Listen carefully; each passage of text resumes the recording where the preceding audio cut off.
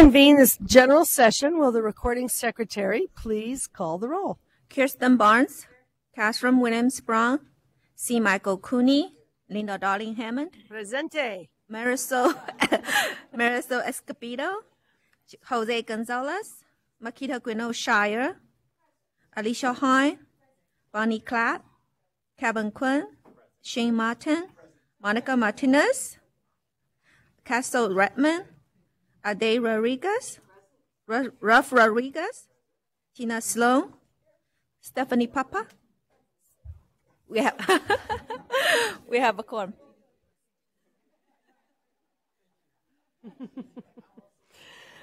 So I now open the public hearing. The commission has one public hearing before today. Item 21 is the proposed amendments to Title V of the California Code of Regulations pertaining to regional accreditation and acceptance of degrees, coursework, and private school experience for purposes of certification in California. Aaron Skubal will review the proposed amendments to the regulations and the response to the solicitation of public comment. Ms. Skubal, please begin. Thank you. Good morning, Commissioners. Item 2I is a public hearing item for proposed amendments to portions of the regional accreditation requirement for certification that are outlined in Title V California Code of Regulations, Section 80457. So currently, several sections of the Education Code and Title V regulations reference regional accreditation as a standard for coursework and degrees that can be used for California teacher certification. These sections of statute outline accreditation as a certification requirement for degrees, for coursework, and for K-12 private school teaching experience. Thank you.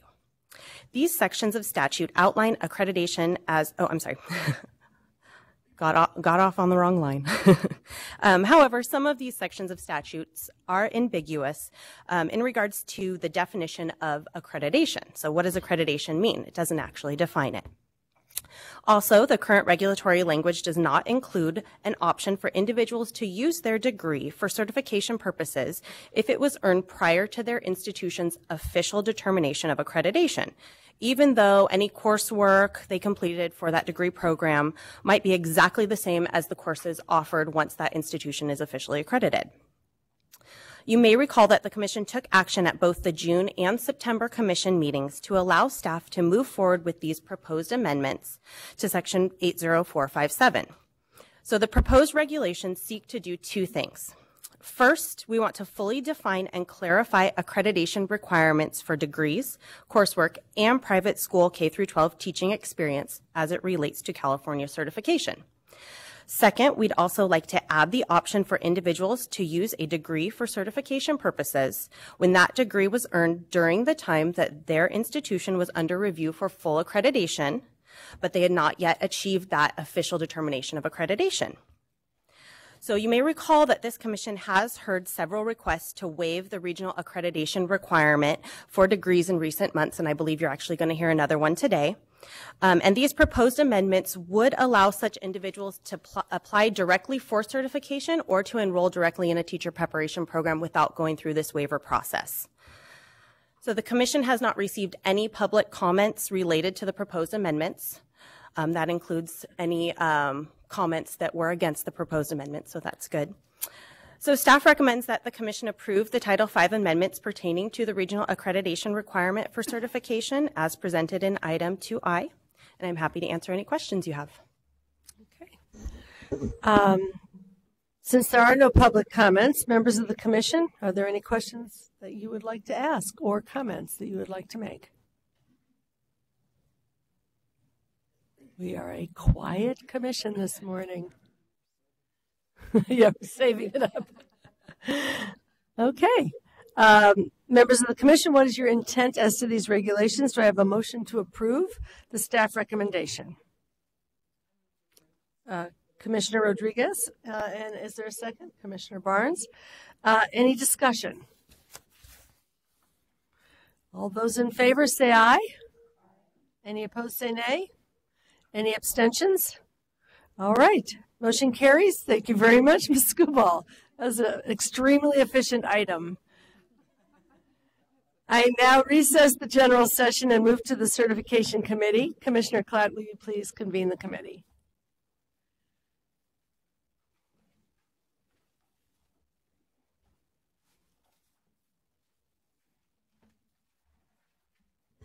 Good morning.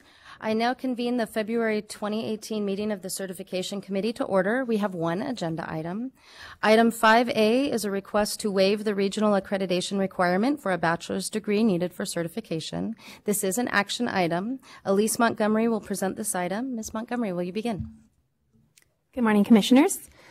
Item 5A before you today presents one request to waive the requirement to hold a bachelor's degree from an institution that holds regional accreditation. This request has been submitted by Riverside County Office of Education on behalf of credential candidate Deborah Johnston. At the June 2017 Commission meeting, staff presented regulatory amendments, which you've just heard, that would allow an individual whose degree was earned during their institution's candidacy or pre-accreditation period to be able to use that degree for certification purposes if the institution confirms that the degree is equivalent to a degree earned during a period of full accreditation. The Commission approved the proposed language so that staff could move forward with the rulemaking process. And you may also recall at the September 2017 Commission meeting, 5 similar requests were made and approved to waive the requirement for a candidate to hold a degree from a regionally accredited university. One additional request was made and approved at the October 2017 Commission meeting as well. Ms. Johnston meets the same criteria which was met by the previous 6 candidates. She earned a degree from Bible Baptist College of Pennsylvania in May 1981.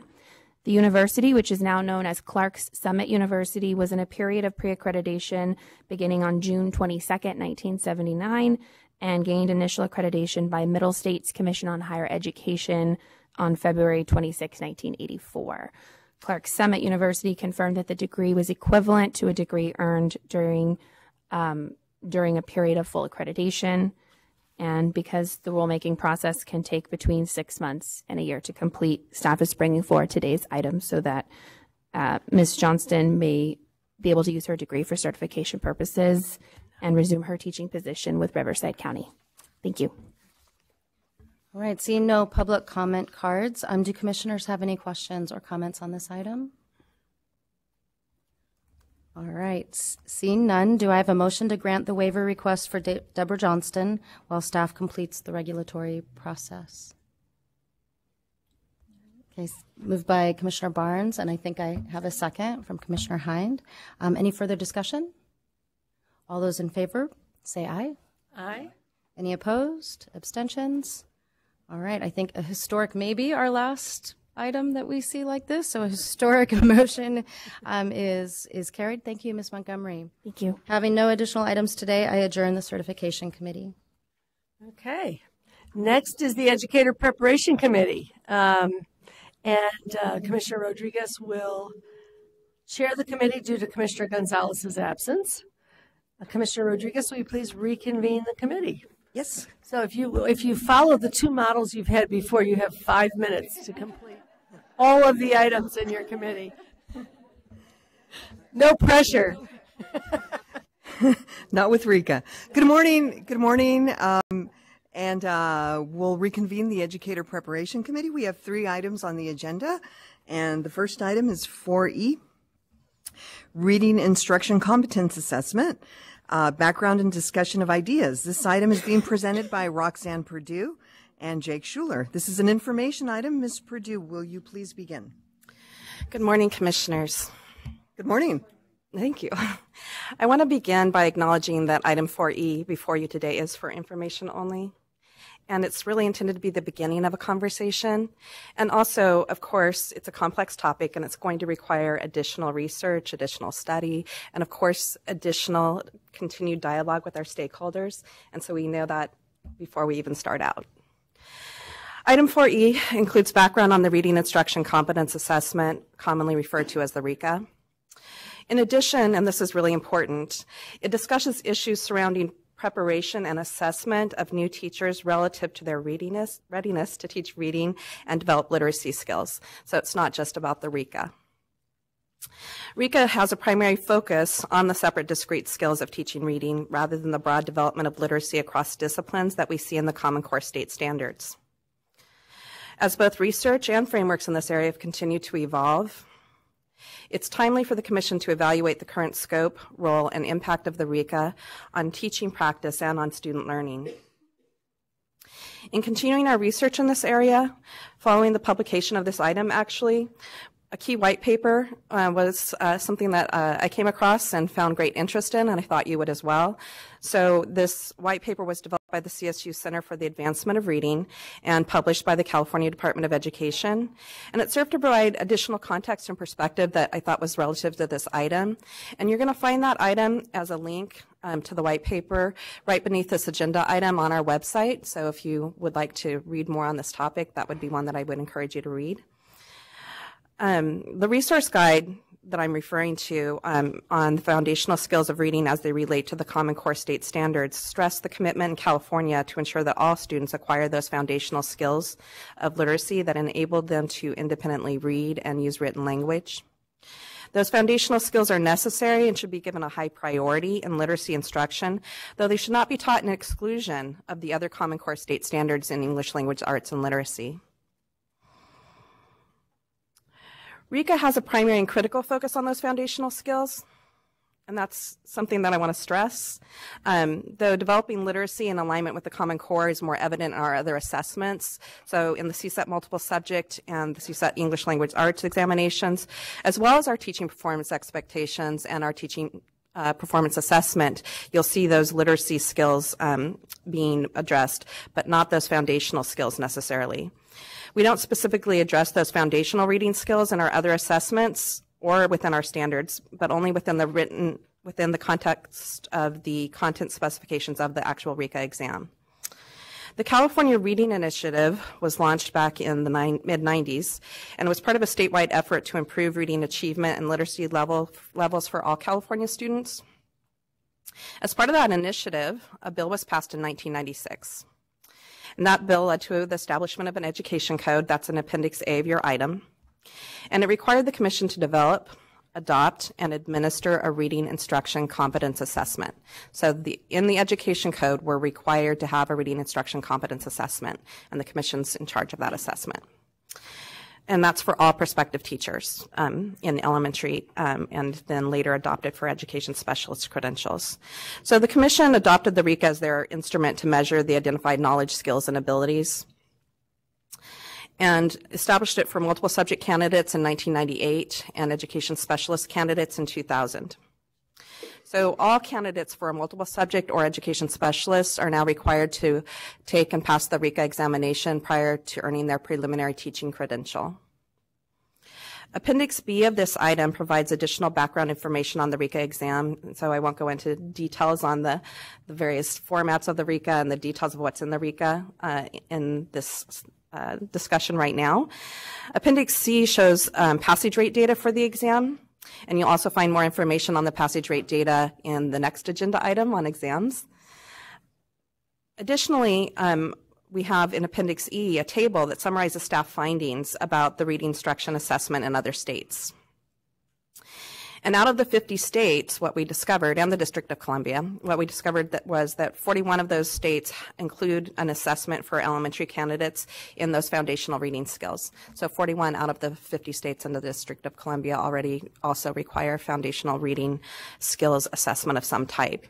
Now those assessments vary greatly in their breadth and their depth.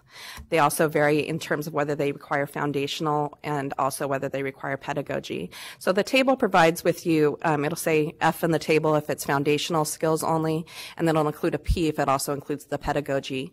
And so the RICA includes both the foundational reading skills and the pedagogy, so the application of those skills. As part of its effort to overhaul accreditation of educator preparation, the Commission adopted significantly revised teacher preparation standards in 2015. The previous teacher preparation standards included specific language for programs to meet within the content of their reading methodology curriculum. These prior standards are included for you in Appendix D. The revised standards moved away from the more prescriptive language governing curriculum and shifted our focus to the development of candidate competence based on the teaching performance expectations, or TPEs. Consequently, the foundational reading skills content that we discussed earlier that was addressed in those prior standards is now only addressed within the RICA content specifications. Teacher preparation programs are currently expected to align their course content for reading instruction with the RICA content specifications, though there's no requirement that they do so. It's now been over 20 years since the bill was passed that led to the establishment of the RICA examination. In October 2016, a presentation was made to the Commission. It was a study session. It's made by staff for the CSU Center for the Advancement of Reading on Common Core literacy as it relates to the RICA.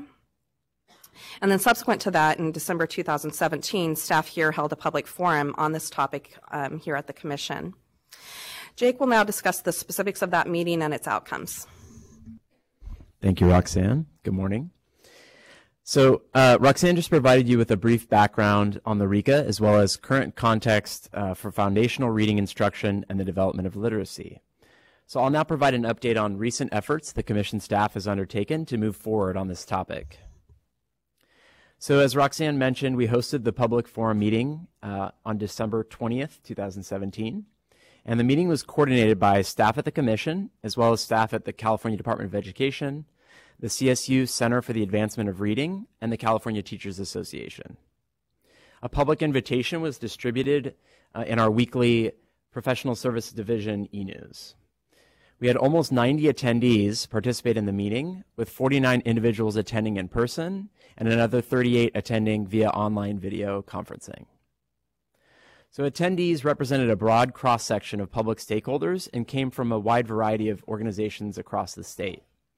And as far as format, the meeting included opportunities for attendees to have discussions in small groups, to share out to the whole group, as well as to read and interact with comments made by others, both through a gallery walk activity and through online technology. The meeting focused discussions and activities around 4 questions. The first question, what are the benefits and challenges with using the RICA to assess the teaching of reading and development of literacy? Second question, what are some options for candidates to demonstrate their knowledge of teaching, reading, and developing literacy? The third question, how well do the former reading preparation standards align with the current ELA/ELD framework? And the fourth was, what should candidates know about the teaching of reading and development of literacy, and how should this knowledge be best assessed? The benefits of the RICA identified by participants centered around its function as a consistent external assessment of teacher knowledge and the ability for the RICA to drive conversations between coaches and candidates.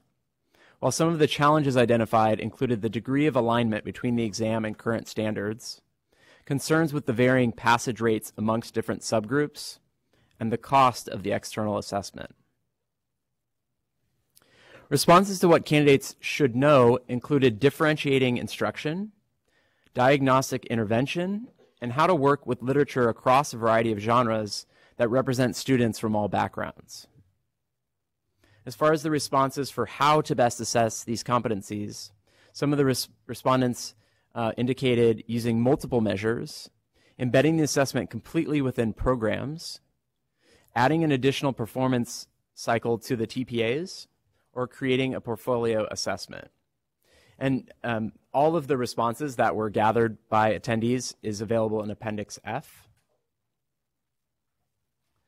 So the public forum surfaced many different views on the RICA and the ways in which new teachers might best be prepared and assessed on the knowledge, skills, and abilities needed for K-12 reading instruction and literacy development. Current statute requires the Commission to administer a reading instruction competence assessment.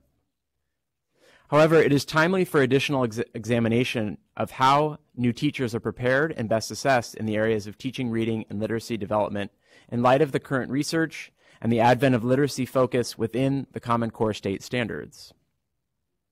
As this is an information-only item, Commission staff presents this item for discussion. Based on your discussion, staff will then develop a plan for next steps focused on additional research and stakeholder input with the goal of bringing this information back to the Commission at a future date for additional consideration. Thank you. Thank you for a very comprehensive presentation. And as you can imagine, we do have a number of public comments. So if you would please limit your comments to 3 minutes, and we will start with Doug Gebhardt. And Mr. Gebhardt, if you could state your name and affiliation for the record. Good morning, Commissioners. Thank you very much. My name is Doug Gebhardt, and I represent the Association of California School Administrators. I, among other, 47 other people, attended the meeting here at the, I was going to say AXA, but the CTC office, sorry, to address these questions. And I think there's when we start talking about the assessment, I think one of the first things we have to discuss is, why do we have it in the first place? What was the original intent? One of the questions in two parts that was discussed was, what should candidates know about the teaching of reading and development of literacy, and how is this knowledge best assessed? That is a fundamental issue that we should be answering two things. Why do we have the test? What was the original intent? And then, what is the need? So before we can assess whether or not the test is effective or not, or whether we're going to change from one test to another, or not have any tests at all, you have to go back and assess what was the original intent. If we don't do that as a system, then we're flawed in our outcome. So my concern is more about the process we follow, because if we have the right process, we'll get the best outcome. So that is my guidance to the Commission, is that we keep that in front of us, and that's what we should be thinking about as we move forward. Thank you. Thank you. And next we have, I believe it's Saret or Savet? Saret. And Kaminsky, Policy Director at Services.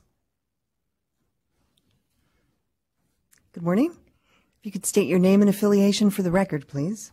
Good morning. My name is Saret Kaminsky, Policy Director of Educational Services at CSESA, California County Superintendents Educational Services Association, and we represent the 58 county superintendents of California. We want to commend the CTC staff for putting together such a comprehensive packet for consideration of this item, and we also want to commend the staff for holding the session with stakeholders on December 20. Thank you, to gather feedback from the field.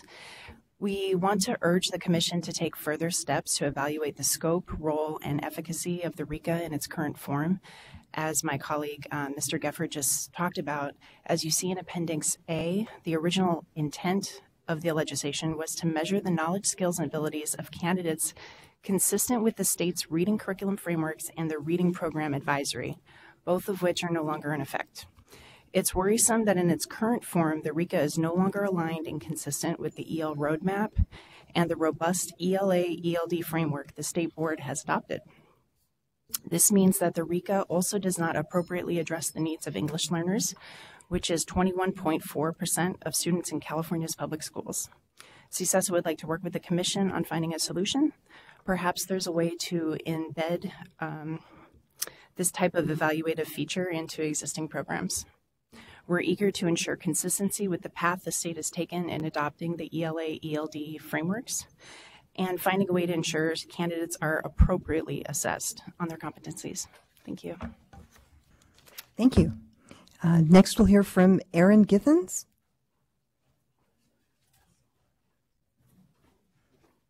And if you could please state your name and affiliation for the record. Erin Githens, student CTA. As a credential student, I had to take a 5-hour literacy class. Half of it was a phenomenal time where we were given the opportunity to tutor students on their literacy. We had coaches that discussed different instructional strategies we could use for our students to improve their literacy across all subjects. The other half of the class was RICA prep. This was all preparation for the test. Rather than using this time to teach basic skills that our 2Ds might struggle with, it was all test preparation. When the class ended, they stressed that we needed to take this test immediately after. They told us we needed to buy a test prep book, and it was very crucial that we attended any RICA test prep workshops that they offered. Many students feel that the test was driving instruction rather than the instruction was driving the test. We feel that there needs to be a non-test-based alternative to demonstrate that we can teach a comprehensive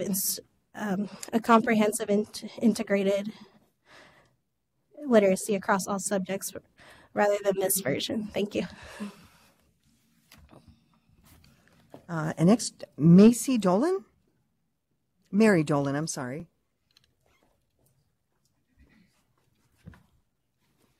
Please state your name and affiliation for the record. Good morning, Commissioners. My name is Mary Dolan, and I am at Los Angeles County Office of Education. My remarks are really framed in context of being really close to the preparation that teachers get and looking at the struggle that they have with this test. The simple truth is RICA does not have most favored nation status among teacher candidates. It's a really, really intimidating instrument.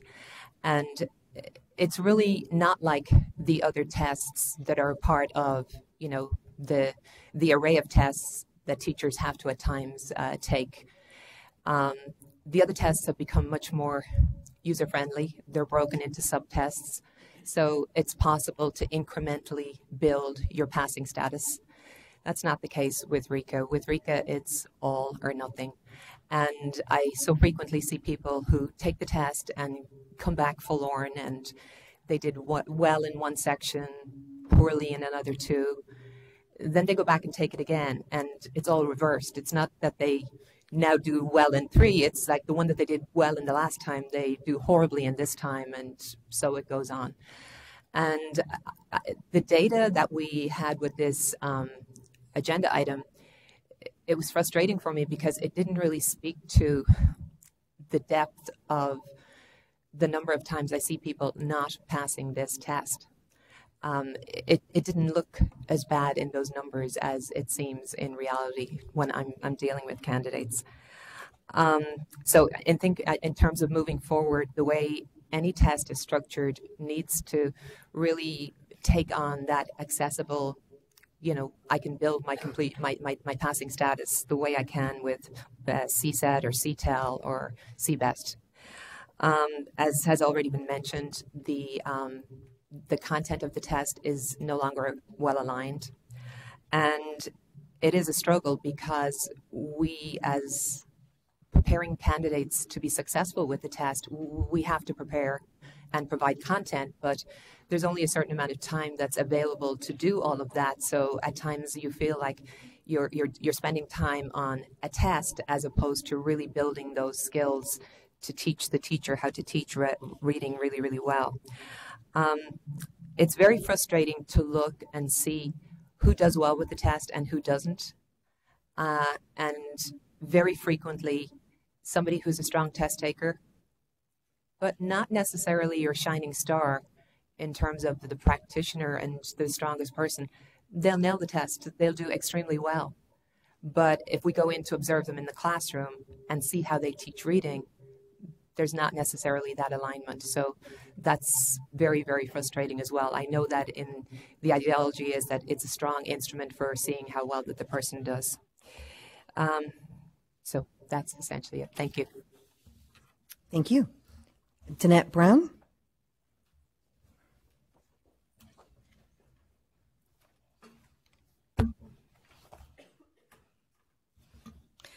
Good morning, Danette Brown, representing the California Teachers Association. First, I would like to thank the staff because getting that many people together in Sacramento on December 20th and putting on such a positive, productive conversation about the RICA was amazing. I was there. It was amazing. So we concur with that. It was a very positive meeting. We had a lot of opportunities to really have dialogue and interact with each other. We appreciated the ability for us to give input as groups, but also as individuals and as organizations. So it was fantastic. So having said that, I wanted to just share about some of the things from the agenda item, some of the statements. On page 4E5, just before the next steps, there is a statement on there that says that on that day, no consensus was reached. I agree with that statement, But I think it's important to understand the context of the meeting while we're saying no consensus was reached, because that wasn't the purpose of that day.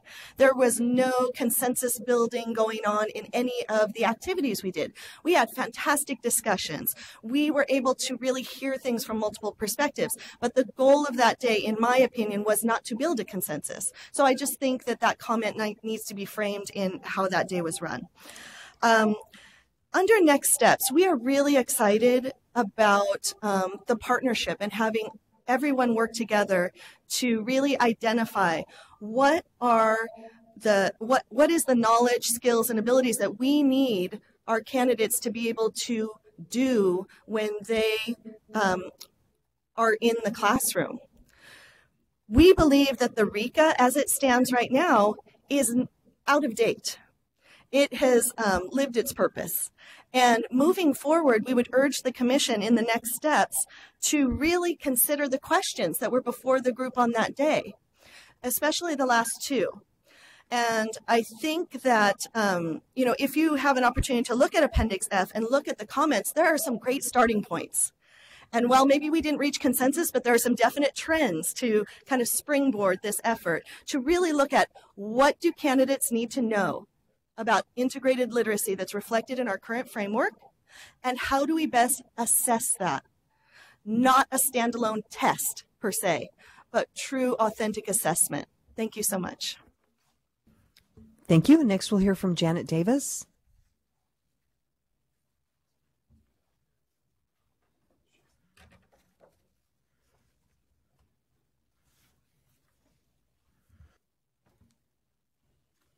Janet Davis, representing the California Federation of Teachers. I also was at that meeting, and it was a very informative experience. I loved hearing from the college professors. It was very meaningful, things that you really couldn't get if you're in another part of the system. The RICA and the lack of alignment and it turning it into a little test prep experience. I heard that. I also heard about people who couldn't pass. I mean, really heartbreaking stories of teachers living in their cars because they couldn't pass that test. And they were interns and they couldn't keep their job unless they were in a program. I mean, it was very moving. And then I have been asking other preparation friends of mine, and they have told similar stories. They've told people who don't become teachers because of this test, which is ridiculous, but it is true. And people who choose the early childhood route or do other things in order to avoid this test. And I don't think they're people who don't want to teach reading. When I thought of how this is folding out right now, where it's a test prep as part of either isolated or little part of a language arts methods class, I remember 35 years ago when I was in methods, I remember that kid that I had to diagnose and analyze their errors. I remember it like that many years ago. It's real. I am old enough that we were actually doing that phoneme stuff before we went into whole language. So I did that. I can remember it like all those things. I know that when I was teaching teachers to pass the CLAD test, a lot of this content was in there. When I did phoneme, blah, blah, blah, they didn't care. When I had them bring in student work and I had them analyze what the error patterns were, then all of a sudden, voiced, unvoiced pairs had meaning to them because they could see the patterns. It was real. It was in an experience of actually what teaching looks like. So I hope that we can look at other ways to do this. I think the content is very important. I think it belongs integrated into coursework because it is also very much part of what English learners need, not just beginning readers. Thank you. Thank you. Rachel Massaro, you're next.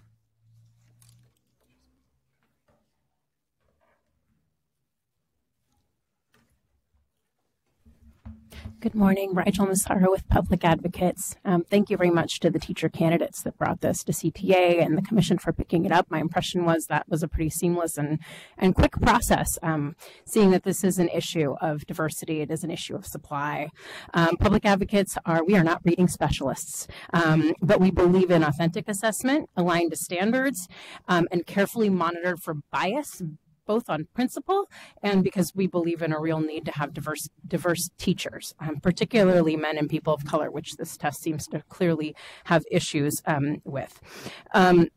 We would support alternative methods to ensure preliminary candidates are prepared to teach diverse learners, including diverse grade levels in one classroom and diverse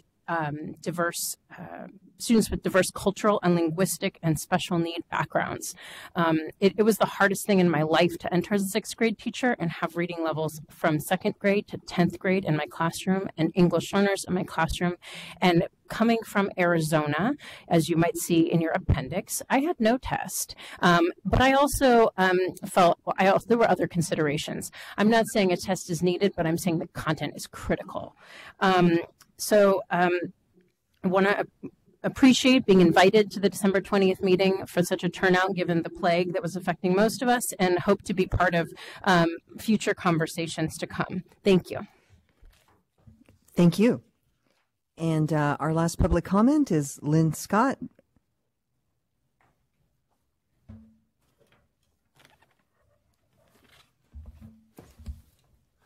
Good morning. Was good to see you yesterday. Sorry to interrupt you. Could you please state your name and affiliation for the record? Thank you. Thank you. Sorry, getting ahead of myself. Lynn Scott. I'm a faculty member at Cal State East Bay, and I'm here today with California Association for Bilingual Teacher Educators. It's an affiliate of California Association for Bilingual Education. I wasn't able to offer a public comment yesterday on the child development permit, which I wanted to address dual language learners. I had to return to the East Bay to teach the reading class for credential candidates last night, where RICA is always on the docket. But I try not to teach a test prep and teaching to the test, but it is on the minds of the candidates. The concerns that we have from COBTE and CABE are that it is a gatekeeper for our future bilingual teacher candidates. We know there's a shortage.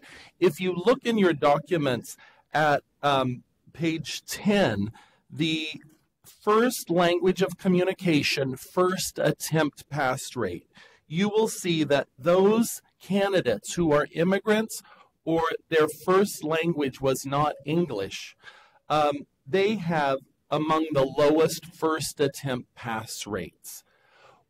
Our feeling as educators, we hear this over and over, is that this RICA test is disproportionately impacting these future bilingual teacher candidates.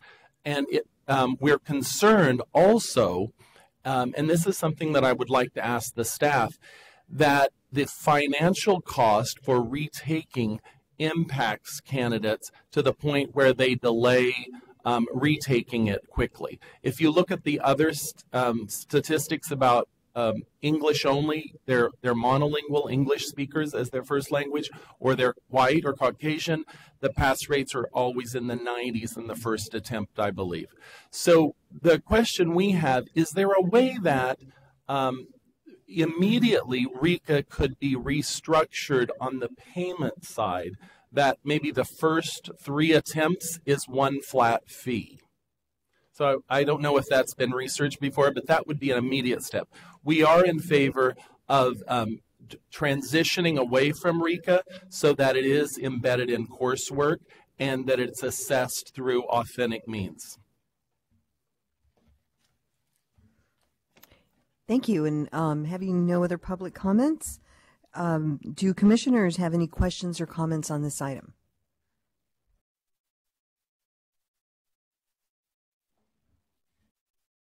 Commissioner Martin? Thank you. I really want to thank the members of the public for their very thoughtful comments today. And I think the commission really needs to listen to what we're hearing across the state and from the public on this issue.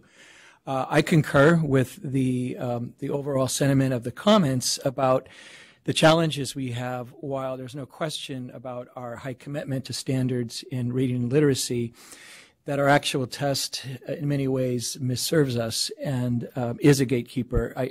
as someone that oversees a preparation program, I see the angst and heartbreak that this particular exam causes so many people and disproportionately causes certain subgroups. And I think it is no longer in our best interest as a state policy to continue the way we have. So I really appreciate the thoughtful comments, and I hope the Commission will move forward at the right time in this way. Thank you. Chair Darlene Hammond. I too appreciate the comments from the public and the great work that the staff has done to bring people together and raise the issues so we can really think about it. To go back to where Doug Gebhardt started us with the question of what's the original intent. I'm quite sure the original intent was to be sure that reading was being taught in teacher education programs in a way that covered that content. And so there was some probably lack of certainty about that at that time. Probably we don't have that same concern about whether reading is being taught in the programs. And one question that we can raise for ourselves is, are there ways, many people use the term, I heard Danette and Rigel both talk about authentic assessment, and embedded in coursework was another term that came up more than once. One question we can ask ourselves is there a way through our accreditation process to be sure that reading instruction of the sort that is now compatible with our new standards is embedded in coursework and authentically assessed? So I think that's one of the questions we can be asking ourselves. Are there ways to do that in the midst of the shortage that we're experiencing? We need to be thinking about, are there barriers to entry, whether those are financial barriers or test passage barriers that are unnecessary to, in the course of getting to teach, without, on the other hand, sacrificing the goal that we want to be sure that teachers are prepared to teach reading and literacy in productive ways. I've asked whether there's any evidence about the predictive validity of the RICA, and I was told that we don't seem to have any studies that show whether the RICA predicts your capacity to actually teach reading effectively. We do, however, have some performance assessments now. We have more authentic assessments than we once had. And interestingly, both the PACT and its evolutionary derivative, the EdTPA, have studies associated with them that show that better scores on those portfolio assessments predict greater effectiveness in producing higher ELA score growth for students. So we actually have some evidence that our current TPA structure may be a valid way of evaluating whether candidates are doing what they need to do in literacy. The multiple subject candidates have to demonstrate teaching capacity in both math and literacy. So that's another additional factor that we have now that we didn't have when the RICA was first put in place. And if, in fact, we do have a little bit of predictive validity evidence there, we can ask ourselves, do we need another exam, or can we be sure that through the accreditation process, reading is being adequately taught and embedded assessments are occurring, as well as the performance assessment. So I would just kind of raise those as considerations that we can take into account as we think about moving to where we are today with our standards and our assessments and the role that that older test may play at this time.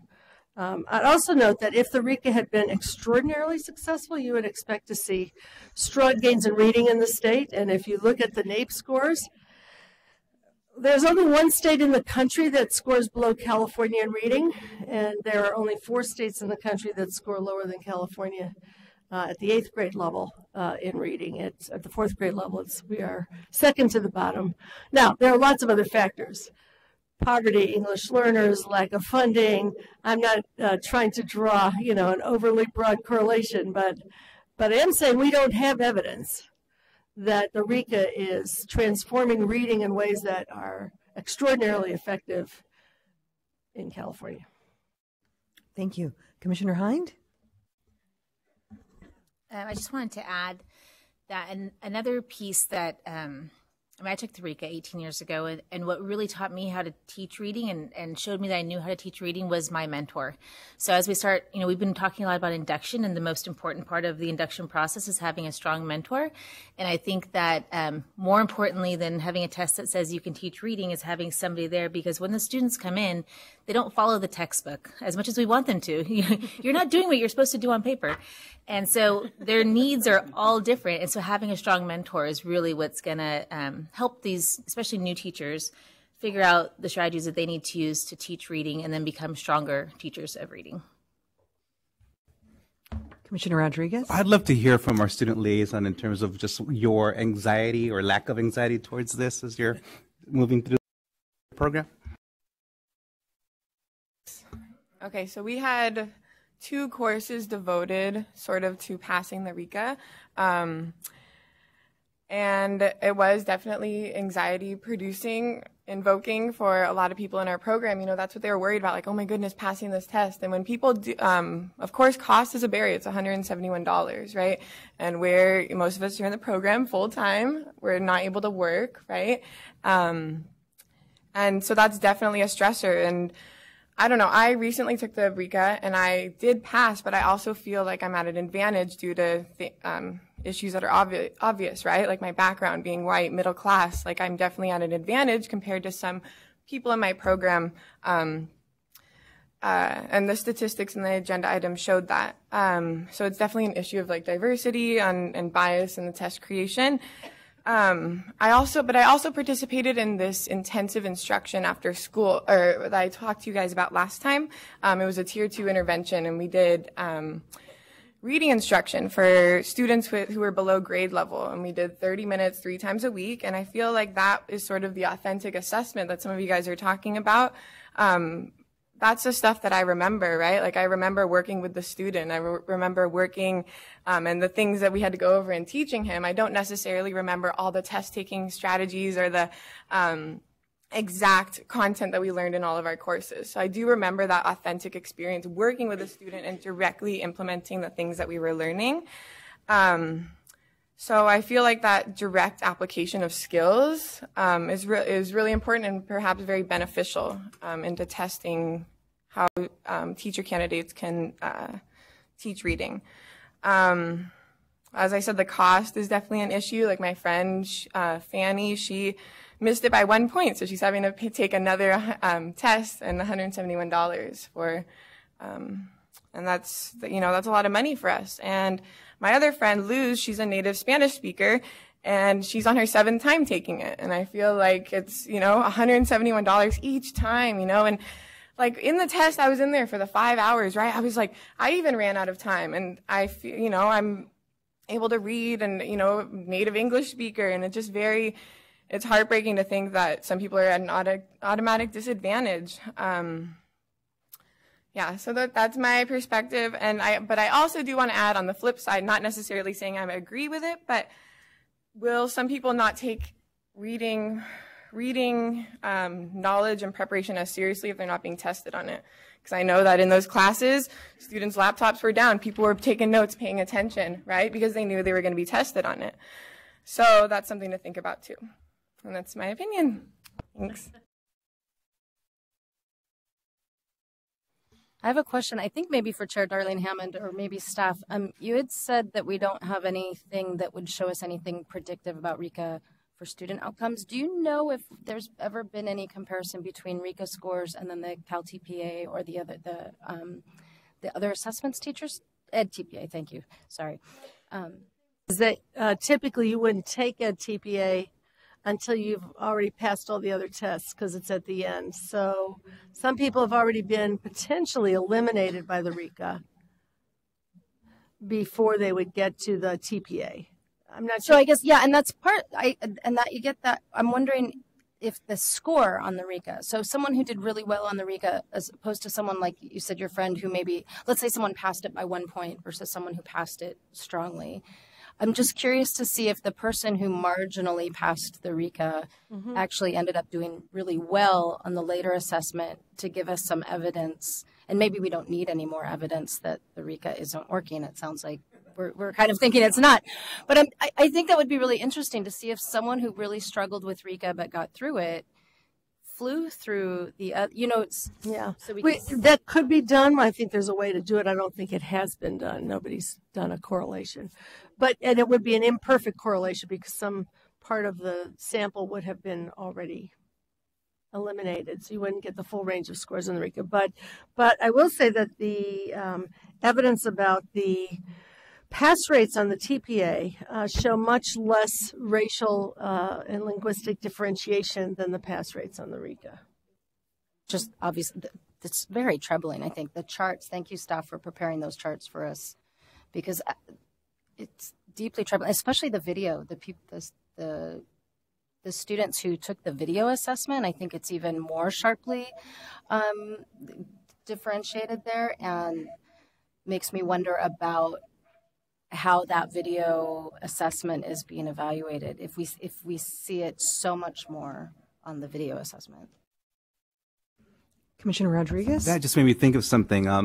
You said this is troubling, but we've been doing it for decades, right? And so as we are doing our work around assessment, that we do continuously look at the data and make sure that we're not falling into a trap of, or trapping candidates into doing something or not doing something that's going to hinder the supply. So. Commissioner Sloan? Thank you. I'm not going to repeat what the many important comments that were made here today. I agree. Thank you to the audience. And it sounds like the December meeting was quite important. I think one thing that Danette Brown said was her excitement about the partnerships and in the next steps. That seems critical to whatever we're doing because, and also as Janet Davis said, the opportunity to have people throughout the system figure this out together would be critical. The other thing, obviously, that seems something we really need to pay attention to is cost to candidates and the ways that we can mitigate those, whether it be other things were mentioned, retake costs being less or sub-tests or whatever it is, if we keep something like the RICA. But the other thing that I'm hearing is this authentic assessment and how do we know the RICA is doing what it's purporting to do? If the original intent for the RICA was to ensure that reading was being taught in teacher preparation programs, that's one thing. Then another question I have is the intent now to ensure that everybody has a baseline knowledge that can ensure the public they're ready to teach reading before they go out? Is that the purpose anymore? So really defining what the purpose is will be helpful. And then, is there a reason to do any predictability studies around RICA?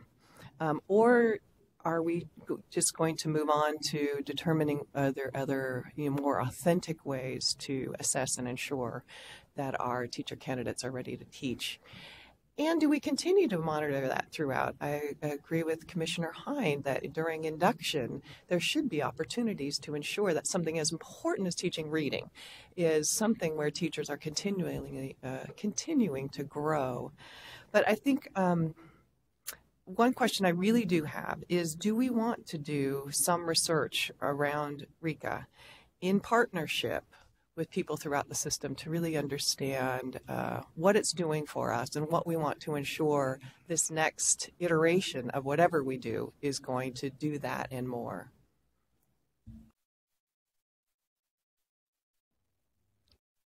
Commissioner Redmond?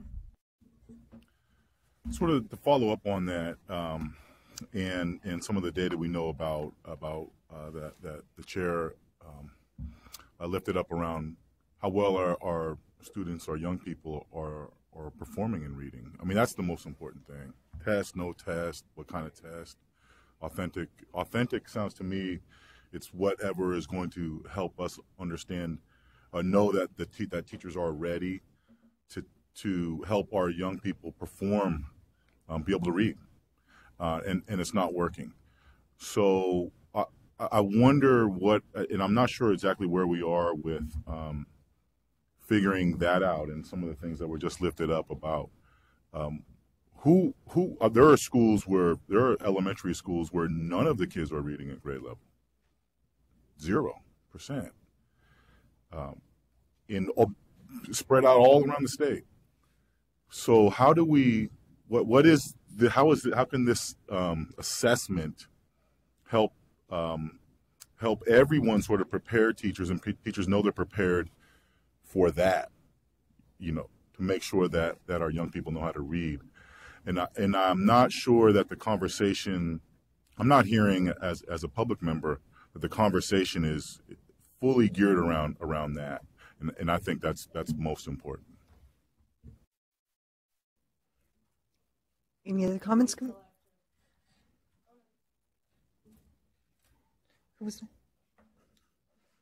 All right, I'll go.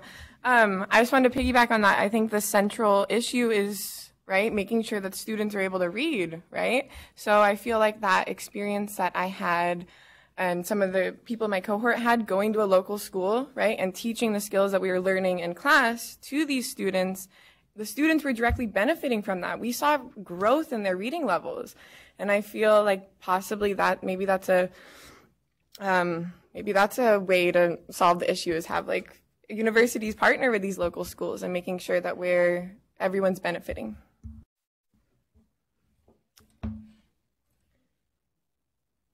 Commissioner, I'm going to piggyback on that because I think one thing that we're hearing here is that if we replace the RICA with something else, or we look for another way to assess reading, that there's an understanding that doing that in a more authentic way, where you're actually taking knowledge and applying it directly to the act of teaching reading, is more likely to develop the skills that teachers need to have to be successful, so that students are actually learning, than just taking a multiple choice test, which sort of asks whether you remember what a phoneme or a morpheme or something is.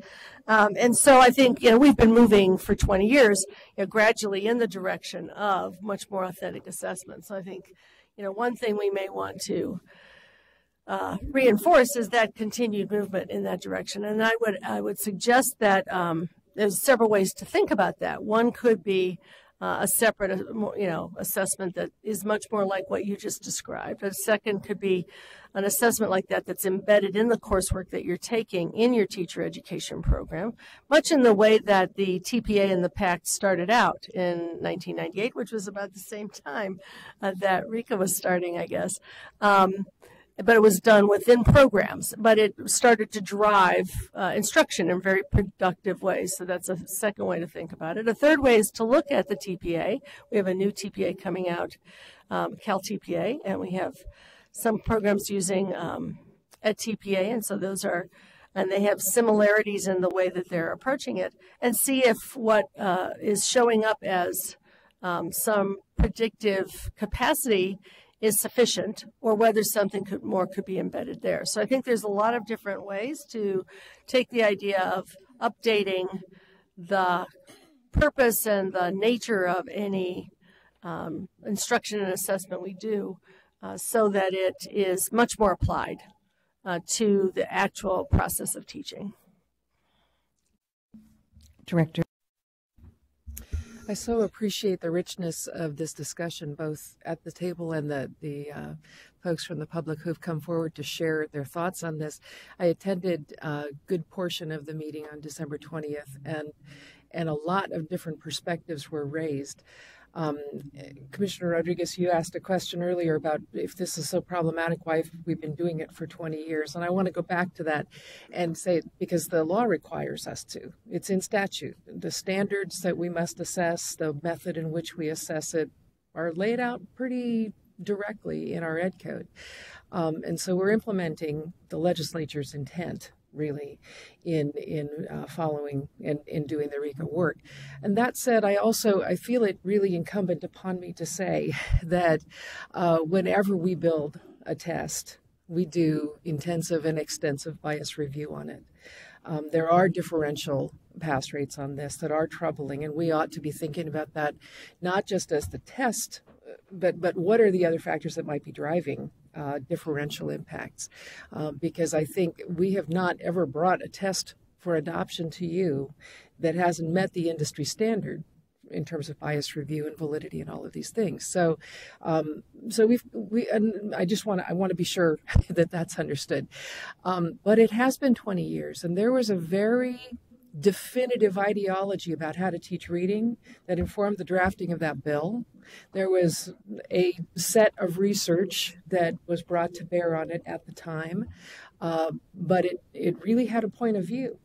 And we've done a great deal of work in this state in moving forward with this most recent set of standards, with the ELD framework, with the whole Common Core. We have a very different ideology about teaching and learning that is at work in our schools. And it's really timely for us to be taking this issue up to make sure that we're working on teacher skill in the development of foundational skills in a way that's consistent with the bigger idea we're having now. So what I think we at the staff level really believe is that it's an important time for us to review this and to perhaps at least go back in the statute if we can to update the statute around what we anchor anything we do in reading to. It shouldn't be a 1996 ideologically driven report. That's not good law.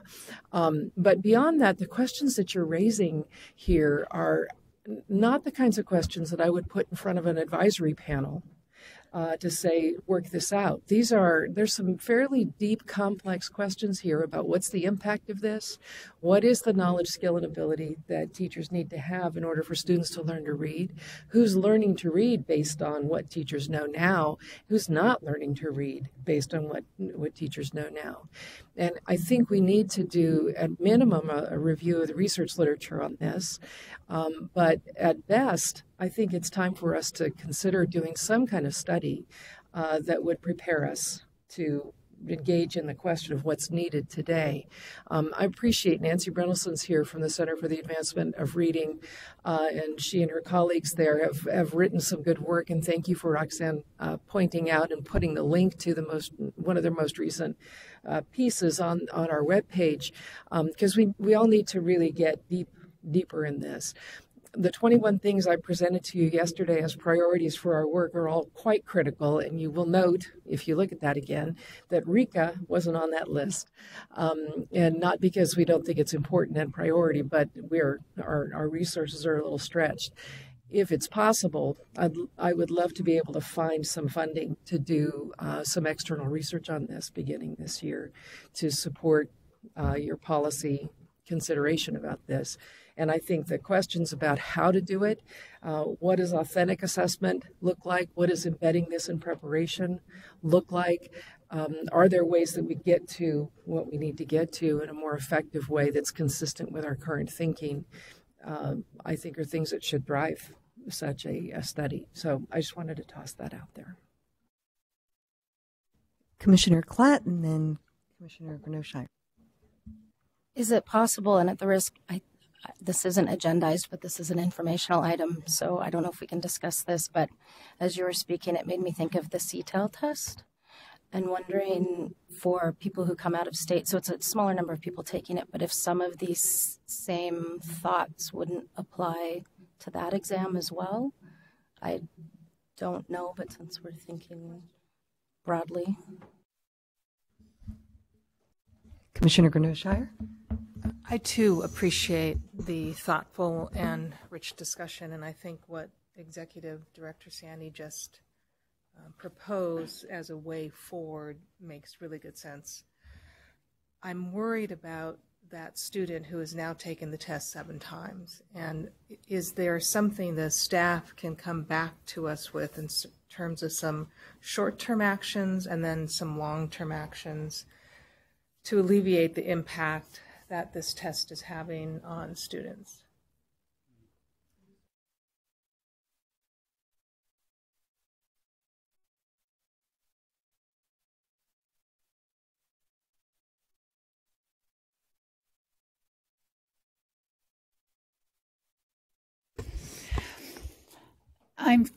I'm still thinking as I walked up. I'm trying to figure things out. As Executive Director Sandy shared, it is in Ed Code that this test is required. So I pretty much think we actually need an Ed Code change to stop testing people. And that's my biggest concern. I don't want someone taking a test 7 or 8 or 9 times, paying all that money if it's not appropriate. So I think we would need actually an Ed Code change to stop requiring the RICA or to change it in some way at this point. And relative to that, I think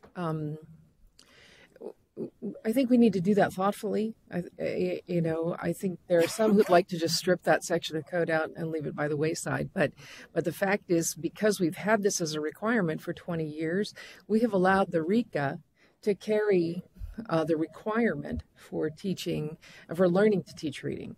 And our standards are written for the rest of general education preparation, expect that the RICA is the vehicle that's carrying that. And so those things don't exist other than broader treatments of literacy and the development of literacy, which is throughout our standards for multiple and single subject. But this particular piece isn't there yet. So there are pieces that need to be put in motion, I think, to inform an appropriate change in code. And we're now in the second year of a 2-year legislative session, and there may be some interest in introducing legislation at the start of the next session. I think it would behoove us to inform ourselves about how best to shape that this year, if we can.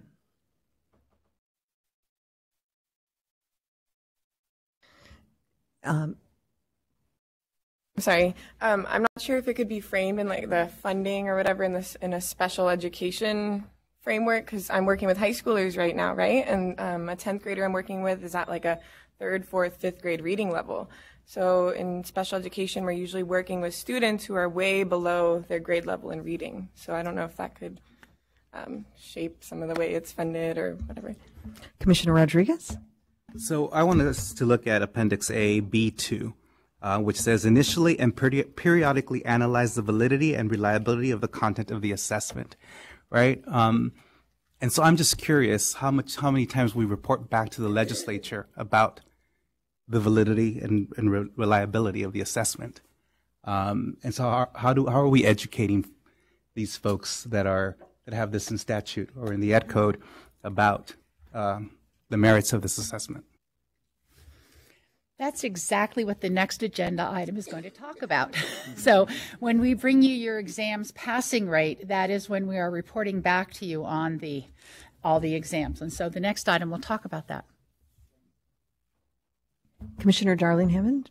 And just to kind of pick up on that thread, there are lots of different kinds of validity strategies that people use in testing.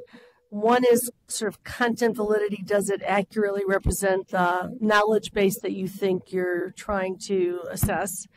Another is concurrent validity. Does it correlate up with other things that you think it ought to correlate with? The one that is rarely looked at, there are two other kinds. One is consequential validity. What does the taking of this test or passing of this test do for other, what's the consequence of that for other things you care about, both in terms of student learning, back to Castle's point, or in terms of the diversity of candidates who go into teaching, or a variety of other consequences. And then predictive validity is, does doing well on this test actually predict the outcomes that you would have inferred that it might. Generally speaking, consequential and predictive validity are not part of what we do. We have done that, people designing assessments have done that for the PACT and the TPA, but the big questions of whether the test actually stands in for what you hope it will predict about people's behavior, we don't know the answers to. I do want to add that I know we keep throwing out the word 20 years, and that's the number of years since the actual Ed Code was passed. But the exam is looked at periodically, and it is updated. And the last major update was 2007, but it was looked at again after the Common Core state standards were passed, I believe in 2015. So it is periodically reviewed and updated.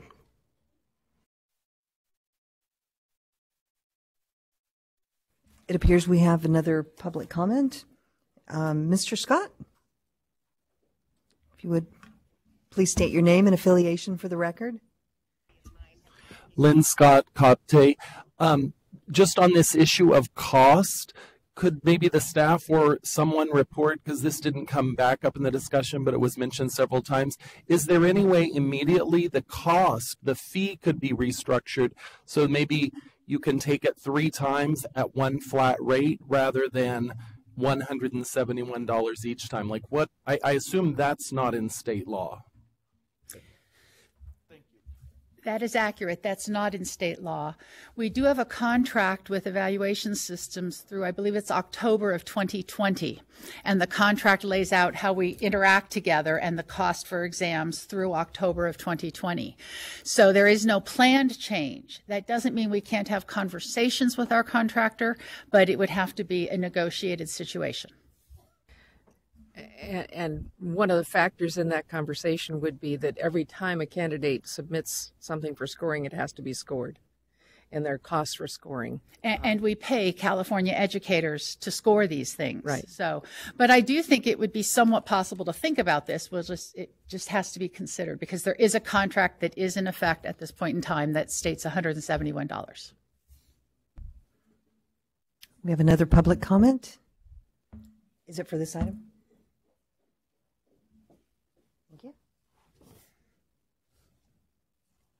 Is Sue Baker? Please state your name and your affiliation. Okay. Hi, I'm Sue Baker, and I'm from Sac State. I also teach the literacy course. I'm a professor there. And I had Dr. Darling Hammond was one of my advisors, so good to see her. I'm very nervous. I didn't realize that we could speak this morning, so I'm thrilled that we can, but I'm a little nervous. I support there being some sort of assessment. I see with my students the same thing. When I talk about foundational literacy skills, they know that they're going to be assessed, so they quickly get out their notebooks and start taking notes. And we see so many students in the schools who can't read. And I really do believe that even though the scores are low comparatively, they would be lower if we didn't have some sort of assessment. I totally agree that the assessment at this point could be improved. It should be a performance assessment. Absolutely. I completely agree with you. When we have our students go out to the schools and do what you're doing, they learn the skills that we teach them in terms of being just rote knowledge. What is a phoneme? What is a morpheme? How do you teach phonics? What is phonological awareness? They really, really learn it once they use it in the classroom. But that knowledge, I worry that without some sort of assessment, it's not going to get taught. As much as I love my colleagues, the reading wars are alive and well at the university. And many of them were steeped in whole language, which was erroneously thought to not include phonics and phonological awareness. It should have, but that is still very alive at the university. And I fear that many of my colleagues, if this was taken away, would not teach phonics. They would not teach phonological awareness. They would not teach print concepts because they look at it as reductive and like drill and kill, that skills are drill and kill, which I agree that if that stands alone and that's all that is done in reading, phonological awareness and phonics and foundational literacy skills, that is not reading. That is not reading. We need reading comprehension, learning to compose text as well.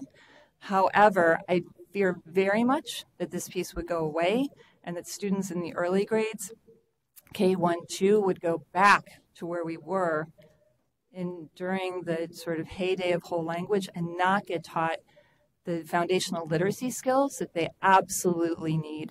So while I feel that there needs to be some sort of test, I do agree that the RICA needs to be changed to be more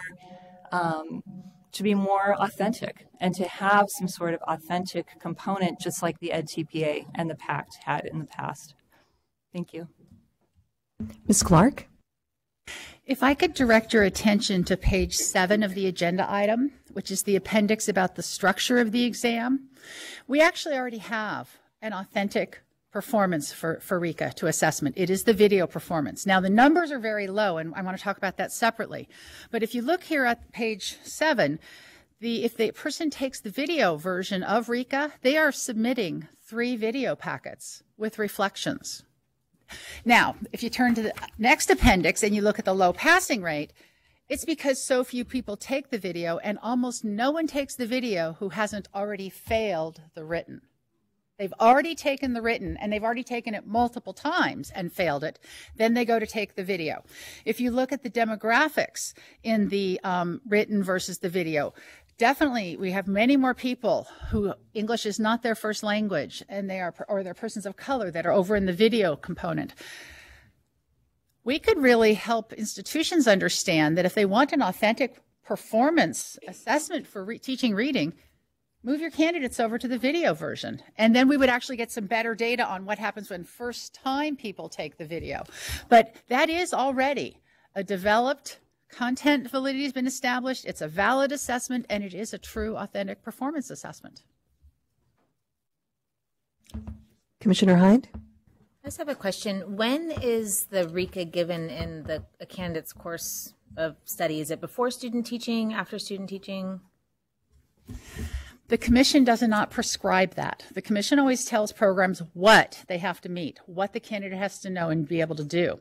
I was absolutely aghast when I heard the summary of what the person did in their program, because we don't tell institutions to do it in any specific way, and how that institution has set it up, doesn't sound like it's really very effective.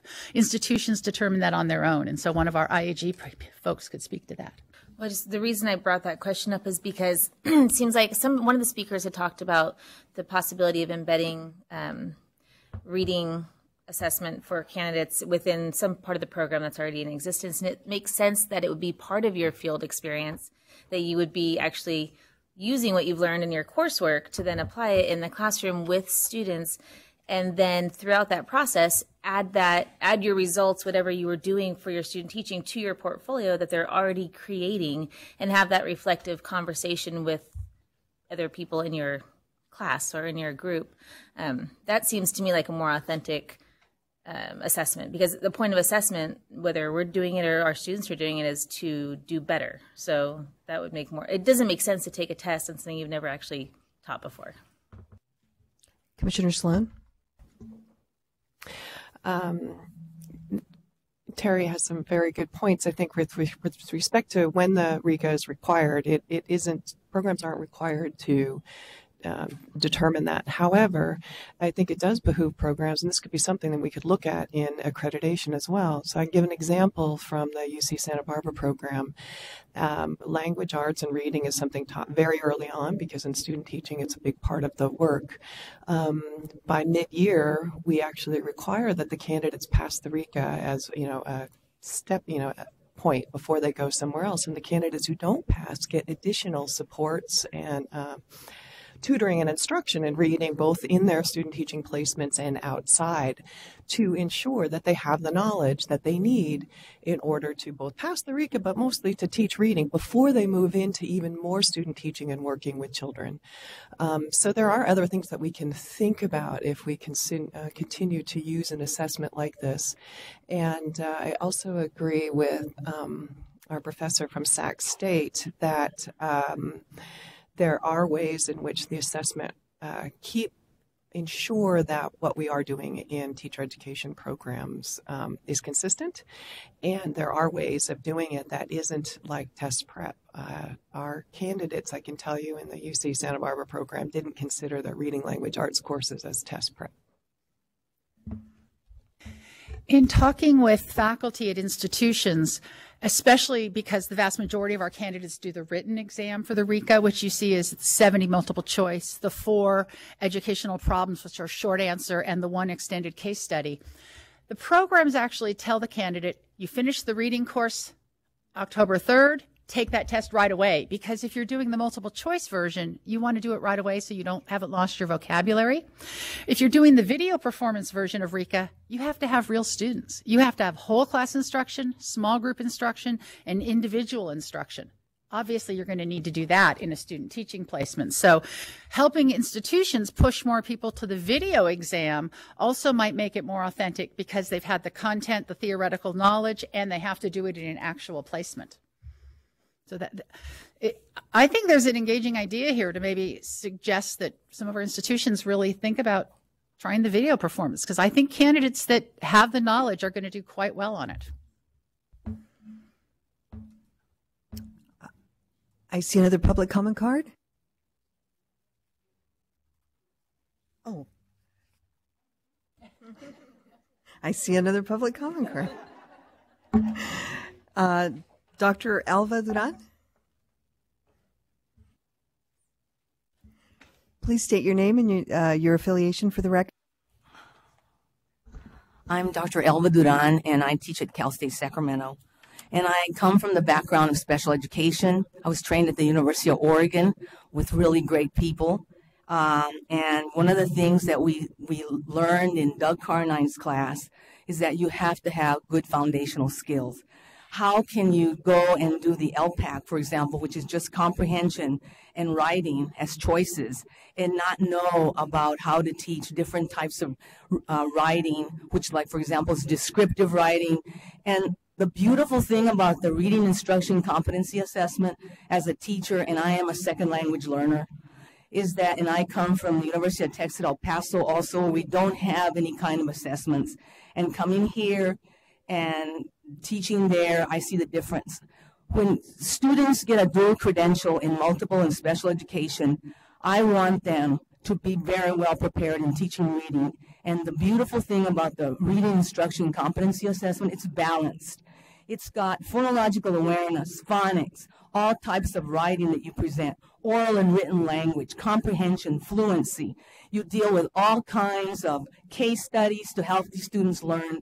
And the students, as Sue Baker said, my colleague, they take it very seriously.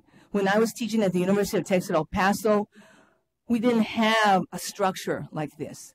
We did a lot of some of these skills, but they weren't mandated as we have now. As an instructor who wants the students to be well prepared, I go out and supervise in special education classrooms, and the students are learning to read. Why? They're using systematic, explicit instruction. That was one of the things that I learned at the University of Oregon, and one of my professors was very explicit when he came here to the commission to make sure that special education teachers were well prepared to teach reading. We can't have hit and miss. We have too many kids who drop out of school. And why do they drop out? I go to the high school. Miss, can you please teach me how to read? I cannot even read the sight word. That is sad. And why? Because a lot of people are not following these very beautiful foundational skills. You can't do the Common Core if you don't know some of these foundational skills. How can you teach about content subjects when you don't know how to teach writing, when you don't know that you have to pre-teach vocabulary, when you don't know that their polysyllabic words have to be broken down? All those things are presented in the RICA. I would be very sad if we did away with the RICA. And one of the things that Doug Carnine reminded me, Elva, it's the law. It cannot be changed unless the law is changed. So I am very adamant about the reading instruction competency assessment, because when you look at the LPAC, for example, and all these other assessments that they've come up with, you're only assessing one or two things. You want to find out what they know about everything in reading, because this is a very, very important subject to teach. I want more Latinos, more African Americans, more students of all races to go to college. I had that opportunity because I had good instruction years past in many of these foundational skills.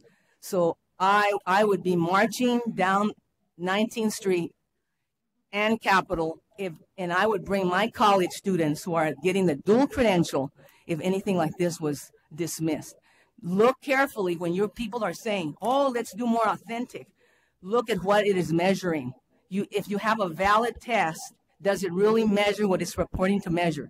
And I think if we've been here 20 years with this, you should interview candidates who have taken this. Go to Sac State. It's right here in the capital area. Find out what's going on there. Students are passing, and they tell me at the end when they come back, Dr. Duran, thank you for teaching us all those things that you so diligently taught us. Every minute counts in my classroom. And I do not believe that we can do this just because we're going to do a portfolio. What about the other skills? That's what you need to look at. What about, like right now, we're doing the literacy task 4, and it is limited. We only have comprehension and writing. What about the other skills? So I dare say, if you all remove it, I'll still go on being a hard taskmaster in my classes and using the reading instruction competency assessment. Thank you, Dr. Duran.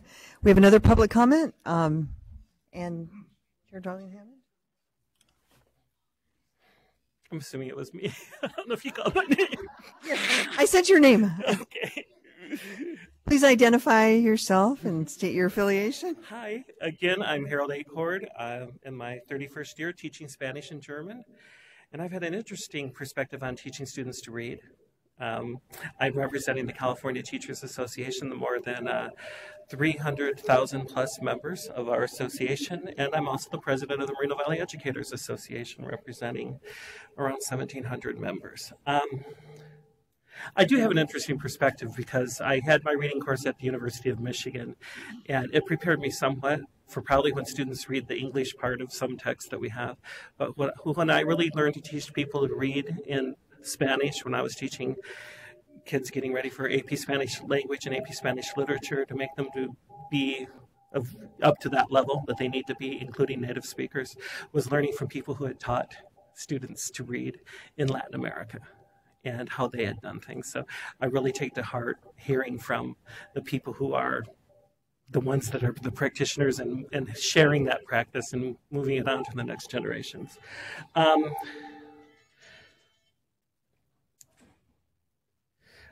Again, I think everything goes really back to what Mr. Gebhardt said, and we were really most comfortable with the conversation of we're all going to come back together somehow and work together about what's the purpose, how are we going to work together. I mean, it's to make sure that we're prepared to teach students to read. It's not a way of how we manage things. I know there's laws, but laws can be changed if we need that. We need to do what's right for our students in the state of California, what's right for our teacher candidates. We need to focus on the purpose of the test, not the test, but the purpose for that test. Why is it there? And I think we really take to heart what Mr. Gebhardt said, what Chair Linda Darling-Hammond has said around that. I just really hope that we have an opportunity to come together again as the stakeholders and discuss what are the ways to really have authentic assessment toward what are we doing to help students learn, because I see that all the time. I'm in a district which is going to have the assistance from the county around probably reading for special ed students. And I know that we need that in the state of California. We have to see what we're doing. What are we doing to help our students achieve literacy and to love reading in the first place? When I hear the student candidates talking about the experiences that they're going through, that's just like not a great thing to have around reading. I am a child of poverty. Actually, my sister's here today. She's a special educator in Colton. But one thing our mother did for us was when we got old enough, 3-4 years old, even though she only went to the 6th grade, was she took us to the library and she got us our library card. And that was part of reading. Reading was so special in our house, and it was important for us and important to do that. So I think this is an important part, but to fix what's happening in California, we have to talk about how are we partnering with communities and parents and other kinds of things that people did when I was a kid in order to make sure we could read. So I think it's a complex thing, but we want to partner with and continue working with you all and not go down a certain path before we've all come back together. And we appreciate you letting us speak again. Thank you very much. Thank you, Mr. Accord.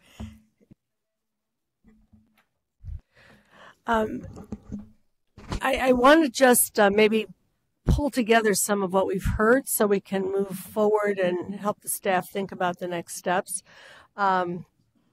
Executive Director Sandy pointed out to me that our process here is going all over the place. We could reinvent the reading wars right here in this meeting if we don't kind of find a way to move forward. So I do want to reflect a few of the things we've heard. We've heard a number of people, critique the content of the RICA in the current context. We've heard we've heard a few people say having some assessment is really important to get people to pay attention to the learning of how to teach reading. I think that's true, by the way, for everything we teach. If California is doing poorly in reading, we're doing even more poorly in math. So, there's a whole nother question about that, but I'm not going to put that on the table. We heard an impassioned discussion of the importance of teachers knowing how to use the foundational skills, and are we going to recreate some kind of reading wars around whole language and phonics and so on. And we don't want to go back down a path where this is really about, ideologies about how to teach reading. The question really is, how can we get candidates well taught for the purpose of teaching reading and literacy, including writing, and all the other things that are now in the Common Core? If we have an assessment around that, a specific assessment around that, how can we be sure that assessment actually measures whether people are able to do the teaching that we want them to be able to do? And that's different than memorizing things for test prep and taking the test the next day, because you will forget all those things 2 weeks later. So, that theme also came through. And so I think one of the things about the current assessment that we really desperately need and do not have is evidence of predictive validity. And I think if we're going to kind of revisit this, we have a lot of views about the value and the meaning of the current test with respect to whether it actually prepares people in the classroom to do what we want them to do as teachers. And we don't have any data on that. And so we really do need to put some of this, and I think Executive Sandy already said this, put some, and I think Commissioner Sloan also reinforces, we need to have a way to do some thoughtful research. Otherwise, we're going to be in a yeah, no conversation, which is beginning to emerge in this hearing. And that is not a helpful way for us to move forward. So I'm just going to suggest that we've heard a lot about the fact that the RICA, if it continues to exist, may need revision and updating to fit with our new standards, that we wanted to actually evaluate, if we have an assessment, whether people can teach reading so that kids learn reading. And we need to think about all the different ways in which assessment can occur if we have one, from embedded in coursework to standalone to embedded in another assessment that we may already have. So there are lots of ways to think about all of those things, and we need to do it with evidence about the actual capacity of people to do the work that we want them to do. So good luck with that, staff. We look forward to the next meeting in which we're going to get all the answers to those questions. Thank you. The next time we bring up this topic. Thank you. Thank you, Ms. Perdue and Mr. Schuler, for a great presentation and for all of the thoughtful comments and the great conversation. And I'm being suggested that we take a break. So, and just a last thought, if people can't read, they can't access our democracy. And civic participation is a huge focus of our state and of our country. And it's a value, and so is literacy. So is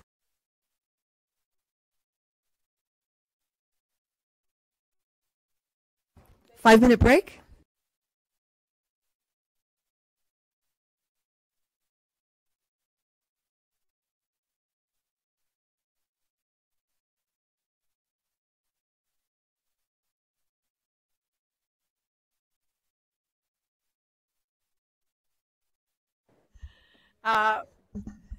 Because of complex airplane schedules, we are going to interrupt the Educator Preparation Committee, which has not yet completed its work, and go to the Professional Practices Committee, and Commissioner Cooney will convene the committee. Thank you.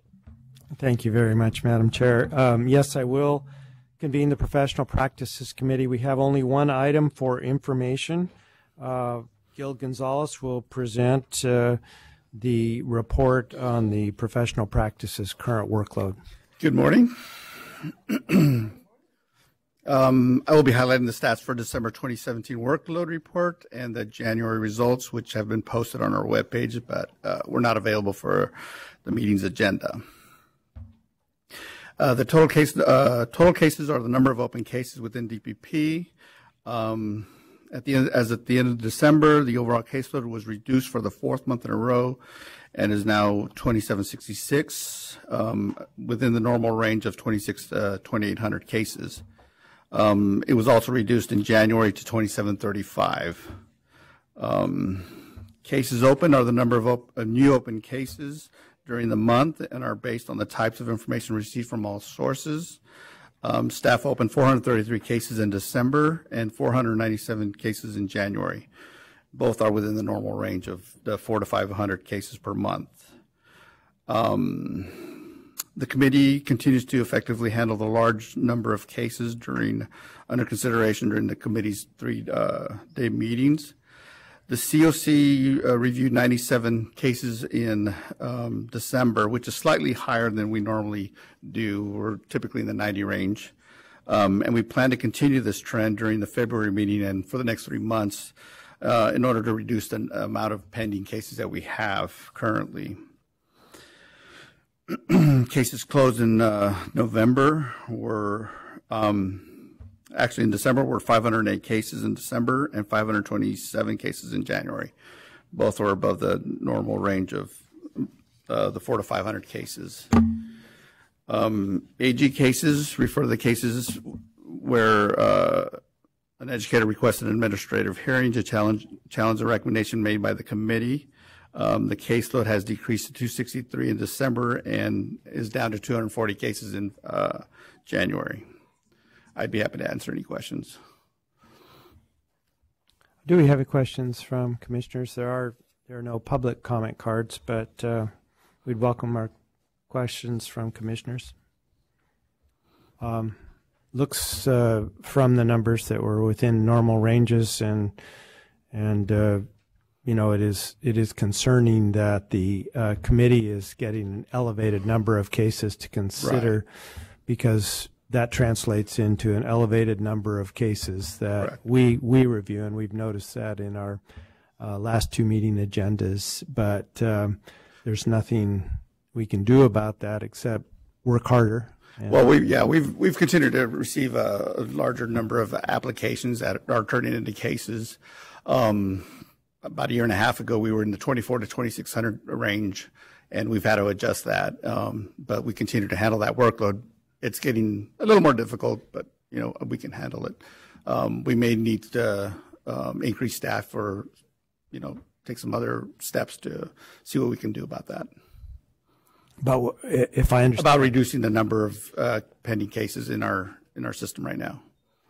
But we still would have to run those cases through the committee and the normal processes. Correct. Okay. Thank you very much, Mr. Gonzalez. Sure. This is the only item before the Professional Practices Committee this morning, so I will alert you to the fact that we have some recommendations as an ad hoc committee to the Committee of Credentials, and that'll be coming up later in the morning. Thank you very much. I'll adjourn the committee. Thank you very much.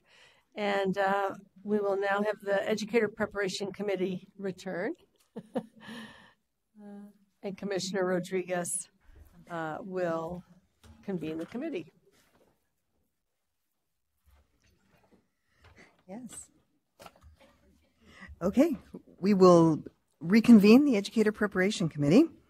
And we are on item 4F, Annual Report on Passing Rates of Commission-Approved Examinations from 2012 to 13 to 2016 to 2017. This item is being presented by Catherine Polster and Mike Taylor. This is an information item. Ms. Polster, will you please begin? Good morning, Commissioners. We're here to provide the annual report on passing rates for commission-approved examinations from 2012 to 2017. As we go through the presentation, we'll touch on the passing rates for each individual set of examinations. However, additional information for all examinations can be found in the item text and in the appendices. Many of the tables, particularly those in the appendices, include passing rates according to demographic data, which are self-reported by the candidate. It's important to remember that when candidates take multiple attempts at an examination, they may not fill out the self-reported demographic questions in the same manner with each exam attempt. The majority of commission examinations are offered in a computer-based format and are available to candidates year-round at locations across California, throughout the United States, and at military bases overseas. And throughout the tables, you'll see exam scores are reported by academic year cohorts. and the first-time passing rates are nearly always lower than the cumulative passing rates due to the fact that the previous year's cohorts have had more time and opportunity to retake the examinations and improve scores for the 5-year cumulative pass rate. I'm going to touch on CBEST rates, and Mike will go through the remaining examinations. CBEST continues to be the most popular option that individuals choose for meeting the California Basic Skills requirement. The additional options are listed on page 5 of the item. The exam consists of 3 sections, reading, math, and writing, and examinees must pass all 3 sections to pass the CBEST. In the item, Table 2 shows the number of examinees taking CBEST has been increasing over the past 5 years, which has not been the case in previous pass rate reports. This seems to indicate an increased interest in the teaching profession, as CBEST tends to be one of the first tasks completed in pursuing a teaching credential. For the 5 years covered in this report, the first-time pass rate is 68.7% for CBEST, and the cumulative passing rate is 84.1% for examinees that complete all 3 sections of the exam. Over 15% of examinees who take all 3 sections of the CBEST do not pass the examination, regardless of how often they have attempted it during the 5-year window for this report. Table 7 on page 11 of the item shows the first time and cumulative passing rates by gender and ethnicity, and additional demographic data for CBEST is located in Appendix A. All right, moving on to CSET. CSET is our largest set of exams under one title, and you'll recall that we've done some revisions recently to CSET. In 2013-14, work was done on CSET multiple subjects, CSET math, and CSET English to align them with California's Common Core state standards. And updated examinations for those areas were launched in the 14-15 academic year, which is why you'll see some breaks in some of the tables for CSETs and some grayed out areas. It's where we've retired one version of the exam and moved on to the current versions of the exams aligned with California's Common Core. Similar work has just been completed, as you'll recall, for CSET Science, but that's not reflected in the information in this report, since the latest year for this report is 16-17, and the Commission just approved new cut scores for the new science exams, so those will be included in the next report with the first year's information. They've just gone operational this academic year. Table 9 shows the total of examinees by total attempt for each of the 5 years for all of the CSET content areas covered by this report. The updated multiple subjects had 28,702 examinees during this 5-year period. Moving down to Table 11 for CSET, it shows the annual and cumulative passing rates for 2003 through 17, depending on which exam we're talking about. But for CSETs in these, the annual passing rate is going to be the 16-17 number, and the cumulative passing rate will be from the time each of these exams was born. So it's from inception until current. The overall pass rates for all of the CSET exams for 16 and 17 are 68.4%, and the cumulative passing rate is 80.8%. For multiple subjects, the annual passing rate for 16-17 is 72.2%, and the cumulative passing rate is 80.9%. For the English exams, the annual passing rate is 72.8%, and the cumulative passing rate is 80.1%. And for mathematics, the annual passing rate is 62.6%, and the cumulative is 64.9%. One thing I'll mention to you in the table is one of our newest exams, English Language Development, shows a very low number of examinees because it's a new exam and a very low pass rate. And I just wanted to point that out because we thought you would notice that. And we do see very low pass rates with new exams, and those tend to go up over time. That's the current data we have for ELD. All right, Table 12 shows the annual and cumulative pass rates for foundational level math and science. And so for mathematics, it's the pass rate for subtests 1 and 2 only of CSET math, and for general science, it's the same thing in this report, the first subtests 1 and 2. In Table 13, we break down the demographic information and annual and cumulative pass rates for CSET multiple subjects. And as Catherine mentioned, these tables similar to this appear for each of these exams throughout this report, and additional information about demographic data is contained in the appendices for each exam. You'll notice that the vast majority of the examinees identify as female, and that's true for most of our exams in education. And it's important to keep in mind that staff does review. I know this question came up earlier in the RICA discussion. Staff does review these reports or reports similar to this regularly. What we publish here are annual reports on this information, but we review different types of reports monthly for different statistics associated with administrations. We look at item level statistics. We look at equating information. We look at reports of statistical analyses, diff analyses that monitor for potential bias in individual test questions. And of course, as mentioned earlier, all these tests are developed by panels of California educators and scored by panels of California educators, including a bias review committee who looks at all of the questions and specifications for all of the commission exams. There's some additional information on the top of page 22 in table 14 for the updated mathematics examination. So for this report, CSET Math is the most recently updated examination for California's Common Core. And so we put some tables in here to show a little bit about how this works with our background questions in context. So table 14 shows annual and cumulative pass rates for CSET Math examinees based on their answers to questions about how much undergraduate coursework they have in mathematics. And it's interesting to know the passing rates do seem to be higher for examinees who tell us they have more formal education in mathematics.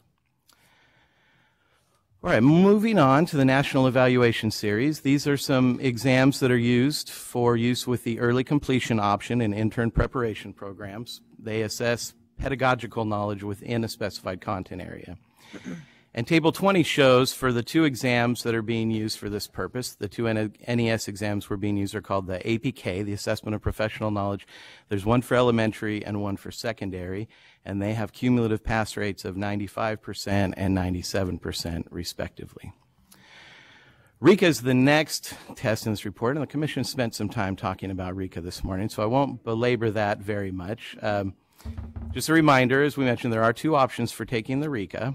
And candidates can choose the option they want, though as Terry mentioned earlier, we find that most candidates who take the video performance assessment at this time are candidates who have not passed the written performance assessment. You can see that in the numbers, that the reason they look a little different is that a lot of the same candidates take both of them. Table 23 shows the number of RICA assessments administered for the last couple of years, and Table 24 shows the first time and cumulative passing rates for the 5 years covered under this report, with the 2016-17 cohort having a cumulative passing rate of 80.3%. And again, they've had fewer chances to retake than the other cohorts, and that's why the newest year always looks a little lower on that table. All right, moving on to CTEL. There are 3 subtests for CTEL, and examinees need to pass all 3 subtests to pass the CTEL. It's important to keep in mind that under Senate Bill 2042, preliminary people who are prepared in a preliminary preparation program incorporate preparation to teach English language learners as part of that, of earning that credential. And individuals earning an education specialist credential after 2008 also complete an EL authorization. So CTEL is really mostly used primarily now for out-of-state teachers who are coming in and need an EL authorization, and other types of teachers who don't currently have an EL authorization for some other reason. Table 27 shows the first time and cumulative passing rates for CTEL for the 5 years covered by this test, and CTEL has an overall cumulative passing rate of 74.3% for those 5 years. Table 28 shows the CTEL passing rates broken down by demographic information, gender and ethnicity. CSET World Languages bilingual specific examinations. These exams are used for candidates to demonstrate that they have the knowledge and skills required to effectively teach English learners in a bilingual classroom setting. And passage of the 2 CSET World Language Bilingual Specific Subtests plus the CSET World Language Target Language Proficiency Skills Subtest is one way to satisfy the bilingual portion of the requirements for a bilingual authorization. Tables 29 and 30 show the numbers of examinees taking these tests for Spanish, which is the most common and popular for the bilingual specific examinations. And the 2016-17 annual passing rate for the bilingual specific subtest for Spanish was 91.9%, when the cumulative passing rate was 95%. The last exam included in this report is the CPACE, which is the California Preliminary Administrative Credential Exam. CPACE was first developed during the 2010-11 school year, and since then has been revised. In February 2014, the Commission asked staff to begin updating the CPACE for a more performance-based assessment approach, and in August 2015, the Commission adopted a new passing score standard for the revised CPACE. For CPACE, candidates need to pass 2 sections or 2 different parts of the exam. There's the CPACE content examination and the CPACE performance assessment. Table 32 shows annual and cumulative passing rates for each of those assessments and for the number of candidates who took both of them. And in 2016-17, 1,130 examinees took both CPACE content and CPACE performance, with 408 of them passing, representing a passing rate of 36.1%. Overall, in the exams, the RICA and the CSET have showed an increase in exam volume from 2012-13 to 2016-17. And for the first time ever, CSET has surpassed more than 1 million individual subtest examinations since its inception. So that seemed interesting enough to report here. There's additional exam data, including passing rates and demographic information in the appendices, and we're happy to answer any questions that you may have about these. Thank you. We do have a public comment. Rigel Massaro, if you could please come up.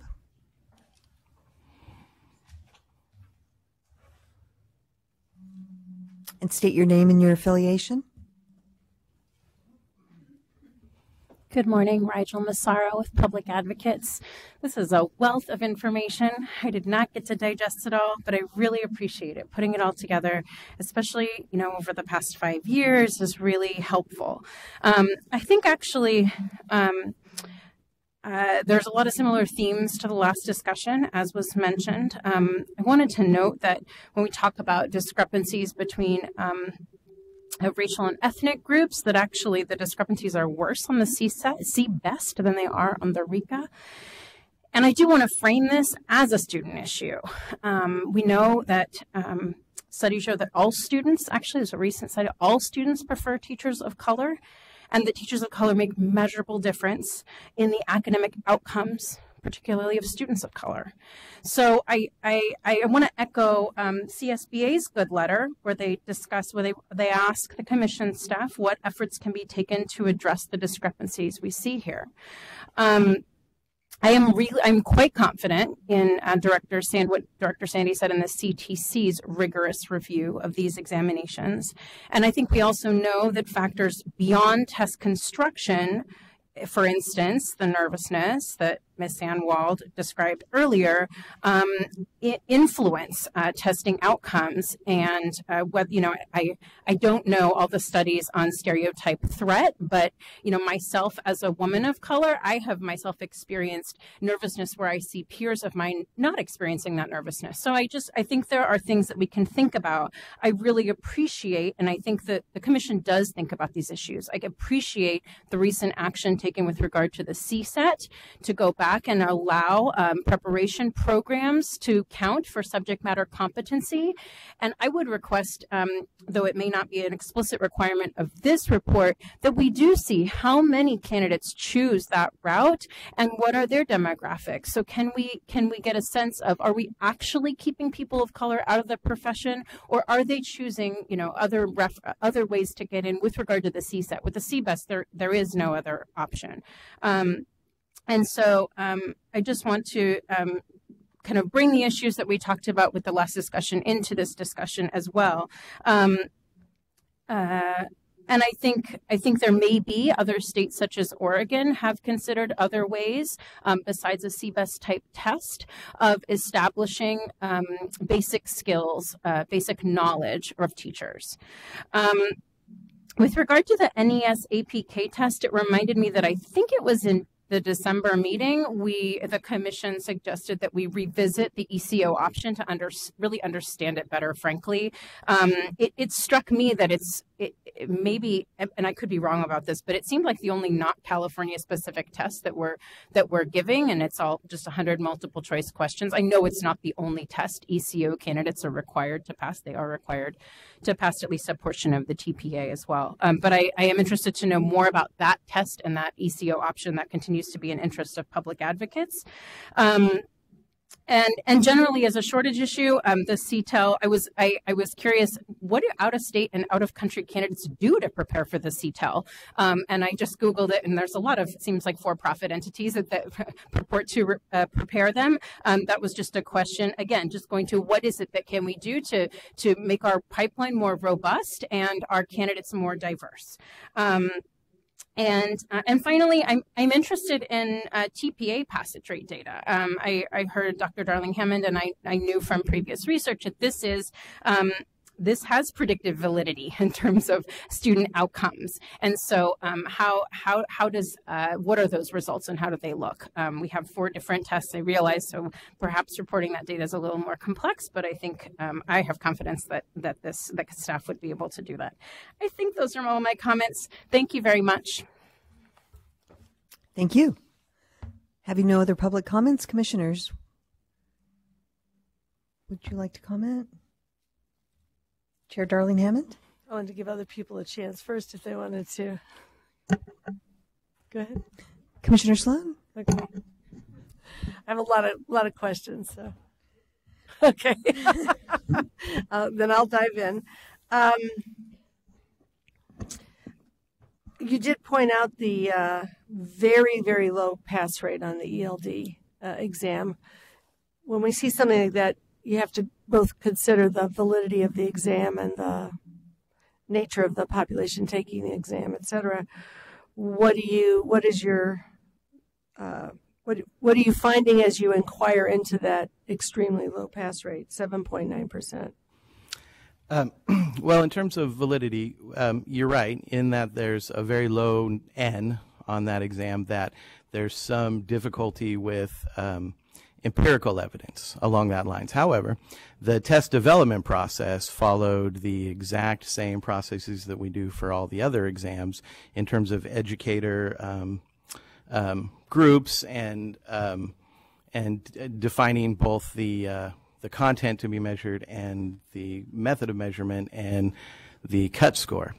So in order to have more information about with empirical validity evidence, we would need a higher end. We need more people to take the exam.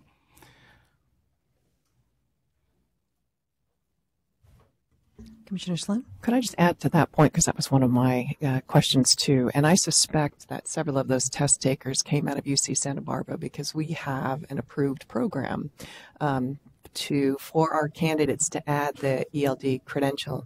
So they do some additional coursework to learn how to do it. Yet when they get to taking this test, they're not successful. And we've looked at the test specifications, we've looked at the requirements on there, and yes, they are all things that are important for teachers who are working with students for whom English is a second language at the secondary level need to know. But our candidates are even taking them after, they've gone through a lot of coursework. The CSET assumes that candidates are going to get undergraduate preparation in this content area prior to going in and be able to pass this exam. When you look at what's required, I don't know of any undergraduate educational path that would actually prepare them for that content currently. So it is something we have to figure out because it is keeping, in some ways, candidates from going into those positions, whether or not they may not be prepared. I mean, maybe they really aren't, but it's something that we should really look at in some way. Yeah.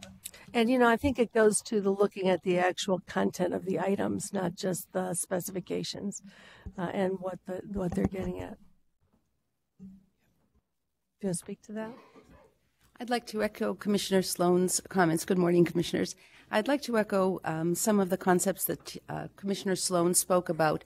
This is a new examination. It is one, but not the only way, to earn an authorization to teach English language development within a departmentalized setting. Candidates who take and pass the CTEL also have that authorization. I worked with the English Learner Advisory Panel that worked on the specifications and the content expected on this exam, and it was deliberately set to be rigorous. There was a concern that if somebody were going to be teaching English learners, a very key population that needed assistance in learning English language development, that we wanted that person, or the advisory committee wanted that person to have a very large and significant range of skills and knowledge at that disposal. And so the content specifications for this examination did capture that content in a very deep way. So in a way, it is not surprising that the initial administrations of this, even with some preparation, candidates might not do well. With every new exam, as Mike has mentioned, there is an initial low passing rate until people become acclimated to how questions are asked and what kinds of content are covered. We do try to provide for all of our examinations links to preparation materials for candidates. I know that question came up with respect to some of the other examinations. On the examinations website itself, there are links to preparation materials that cover all of the content that is actually on the exam. And we're hoping that there will be additional preparation programs specifically for this credential. We need to keep in mind that this is a new single subject credential. It's not in that sense an added authorization to an existing credential if people are choosing to get this as an initial credential. So all of those factors play into the initial passing rate. And as Mike also mentioned, we are constantly looking at the outcomes data and how individual items perform on the exam as well. Chair Darlene Hammond. So I have another factual question, and then I have a philosophical set of questions about the program of testing in general. So the factual question is just I couldn't find in the report, and thank you, it was a wonderful report, very dense. How many people are opting out of the CBEST by virtue of having an adequate score on, is it ACT, SAT? What are the alternatives that they can GRE, what is the alternative? Well, there's a number of alternatives for meeting the basic skills requirement, and we don't actually have data on how many people are using all of those types of all those methods for meeting the basic skills requirement. The best indication we have is the second most popular method for meeting the basic skills requirement is using CSET multiple subjects plus CSET writing. And I'm looking at the table here. It looks like it's usually in the hundreds. CSET, the number of people, so in 2016-17, it was 436 individuals who took CSET multiple subjects plus CSET writing. And because there's really not a lot of other reasons to take CSET writing skills, we use that as an indicator of how many people may be using that to meet the basic skills requirement, but it's only in the few hundred a year, which, as you'll notice, is quite a bit less still than And what CBEST. are the alternatives that they're allowed to use? They can pass the CBEST. They can use a basic skills exam from another state. They can, I mentioned CSET multiple subject plus writing skills. They can achieve a specific score on the SAT or ACT to meet that requirement. On a couple of specific AP examinations, they can use those scores to meet the basic skills requirement. They can use scores from EAP and from the now discontinued CSU placement exams, if they happen to have those scores available as well.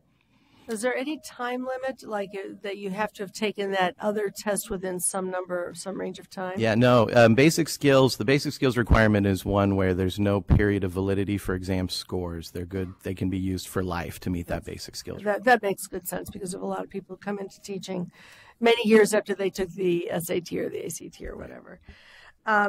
So the broader question, which derives from a concern I have, is particularly on the CSETs, we have very substantial fail rates on a number of exams. The pass rates range from 50% to 90%, but usually around 80%.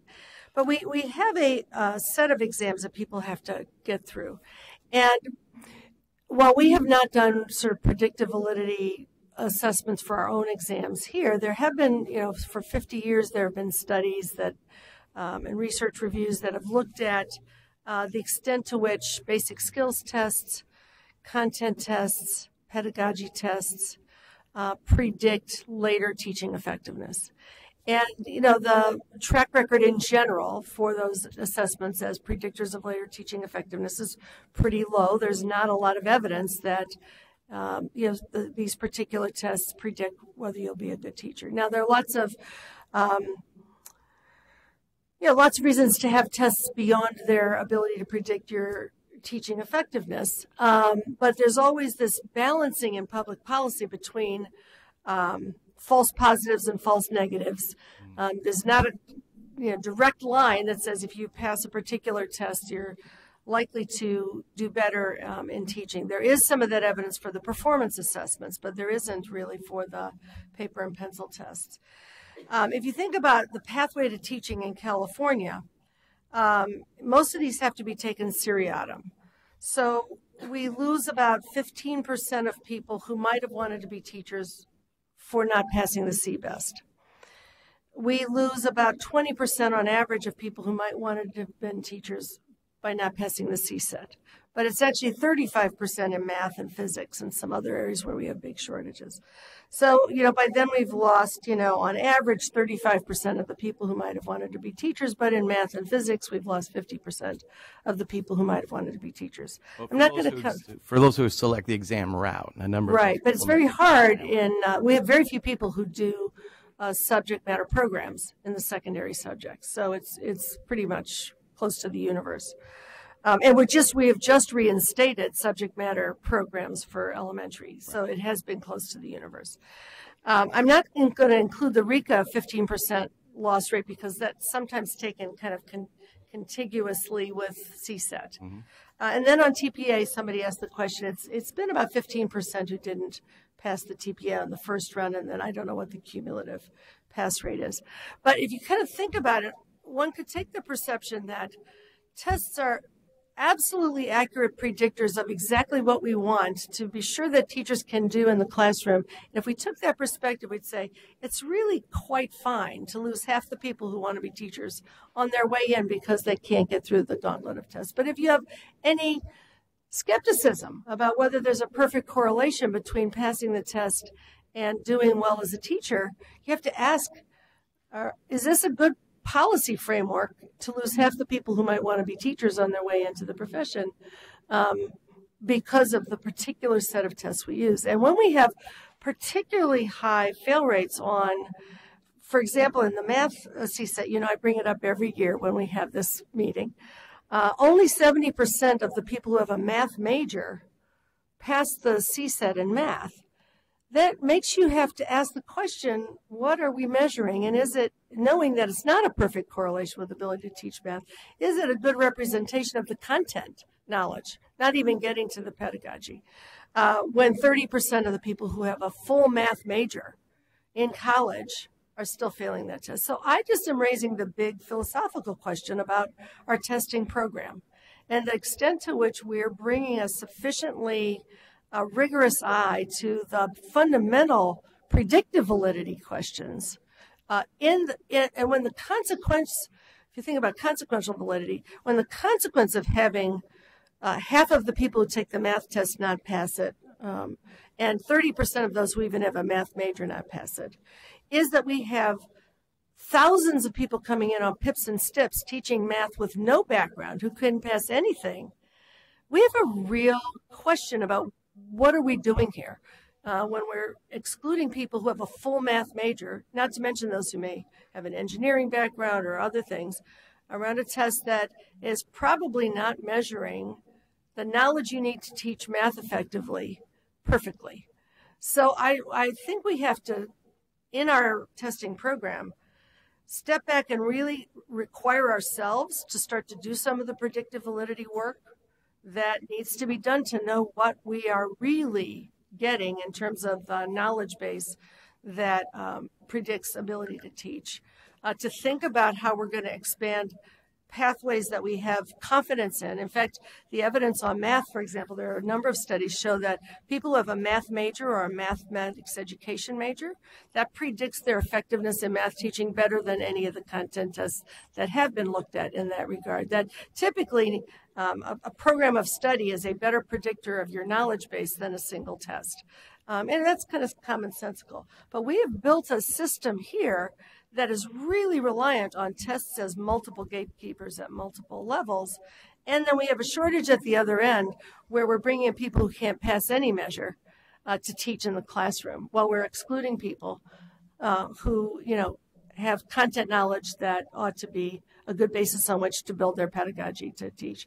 So I know this is not kind of the purpose of this reporting. It's a great report, but I think as maybe this is a study session question that we need to take up as a commission.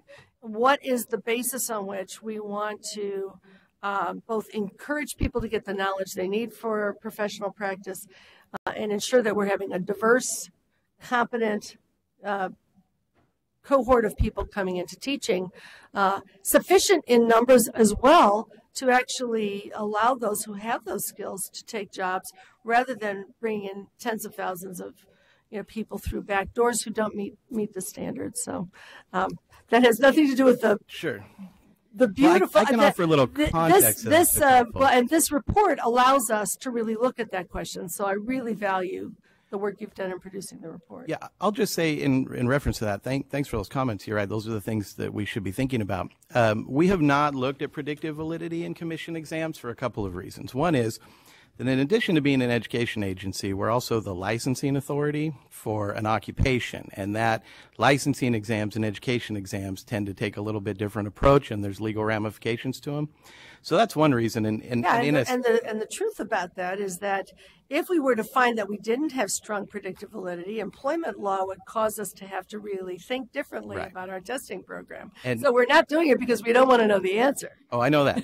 I know that. The other thing, particularly with CSET, that hampers it a little bit is because by statute, we have specific requirements that need to be met. So there's the basic skills requirement and there's the subject matter requirement. And because of that, the CSETs largely don't measure pedagogy. They measure content, and they're designed specifically to be measures of content. And so we do put the teacher panels together, and they look at job validity and things like that. And they say, what's the amount of knowledge that teachers need to know to teach in this content area? And that's how we approach the development of the CSETs, but it does leave out pedagogy, and that's sort of in statute and in the nature of our exams, and that also sort of complicates the predictive validity. Yeah, I think all of those are good points. And I think if the content measurement is so far off from what somebody with a major in the content area knows, we have another content validity question. Mr. Sloan? I'm going to piggyback on that point. That was another question. The math CSET has been something that has vexed us for several years, and so I have been thinking further about, I can't remember, have we ever had candidates who have passed the math subject matter preparation program taking the CSET when they completed? No, Terry Clark. Yeah.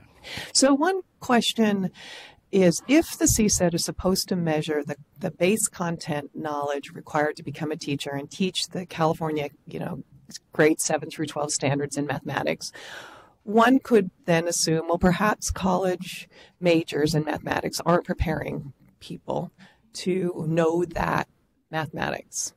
So if that's the case, then we could look at the validity, the content validity of the test, if we purport that those going through the subject matter preparation pathways are taking specific coursework that is linked to the K-12 standards, that those candidates should be able to pass the CSET then, if the content really does match what we're requiring teachers to have prior to going the CSET is a good measure of the knowledge. Right, right. So this would be one way to see or at least understand that correlation. And another is the predictive validity question that Chair Darling Hammond raises. I could see a study of looking at following candidates who are math majors, following candidates who went through subject matter preparation programs, and following candidates who took CSET, and trying to maybe correlate their CSET school. Well, I don't know if you, but at least look at their, in some way, their performance in classrooms. One way would be through TPA, at least as an early indicator, if there was some way to disaggregate those. Another way would be to really do a study and follow them into the field. That could give us a lot more information about these questions that you're raising. That's fine. Commissioner.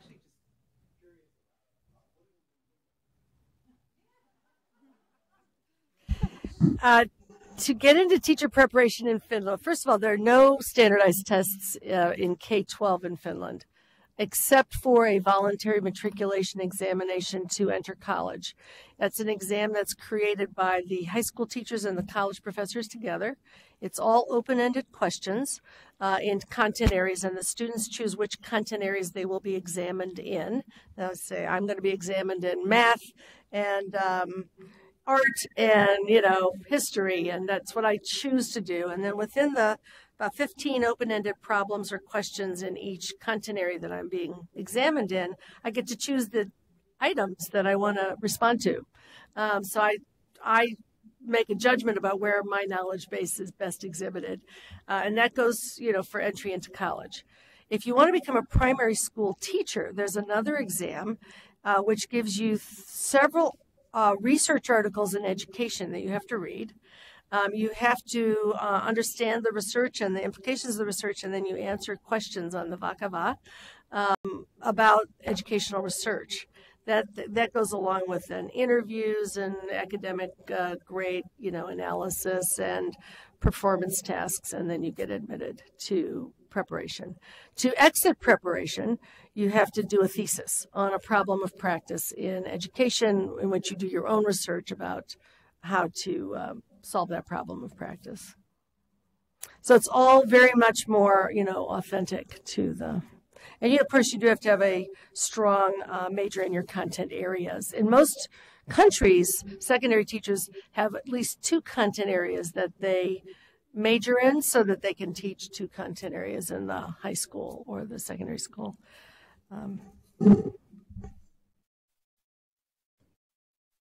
Commissioner and then Commissioner Hind, and we also have a public comment. I don't want to hog the microphone. I just have one more question, and that is the early completer option exam, which is always vexing and troubling to me.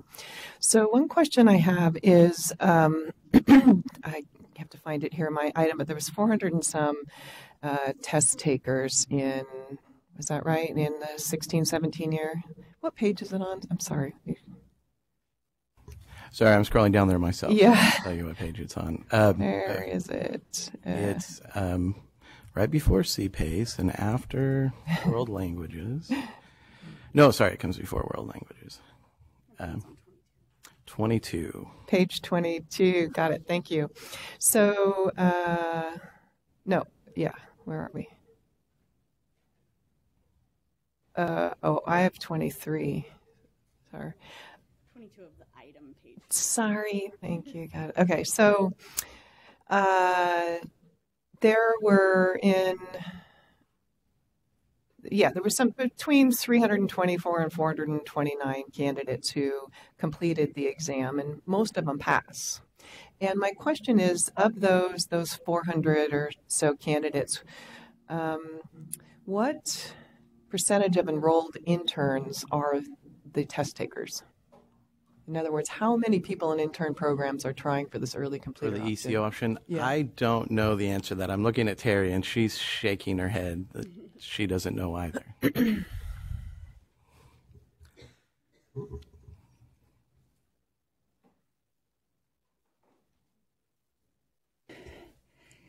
You know the issue when data systems don't necessarily all talk to each other? Yep. So what you're getting here for the 324 and the 429 for elementary, that comes from our download from the evaluation system's exam system. We actually can't tell you if those people went on to get a preliminary credential or not, because that's a different system. And so we would need to do some programming to pull some data on this to find out from when they took this exam, how long did it take to credential, et cetera. And what I've just already emailed some other staff about is we're working on an ECO item for you at a future meeting to give you all the information, all the basics. That will show you as much of the exam as we can, and we'll see if we can have some of that data for that item. That would be great, as well as much sort of background data on who these candidates are who take these, if they are people who already hold credentials in other content areas, for instance, or if they're brand new to the profession. I can almost unequivocally state they do not already hold a California credential, because there's a process called the 80499 process, which means if you hold a California credential in multiple or single, you only satisfy the subject matter by program or exam and take a pedagogy exam. Right. So these are not people that already have a credential. Right. But they need to have an intern credential before they take this, no? They need to take this and pass it, and then they can be an ECO intern. So there are people who take this before they ever get an intern credential. There are interns who are interns and then take this. It happens both ways. Thank you, and I look forward to having an item on this one. Commissioner Hind and then Commissioner Darling. Oh, I was just going to briefly state, because I am a glutton for punishment, I took the CSET 2 months ago just to see what it would be like. I was an English major. It was a couple of years ago, like 20 something. And it was hard. And I would say that half of the test, I felt like definitely I got this, no problem. And the other half, I was like, wow, there are questions on here that I don't know the answer to. So I haven't got my results back yet. We'll see. But I just wanted to take it. I was very curious, like what this test, we talk about this test all the time. So I took it.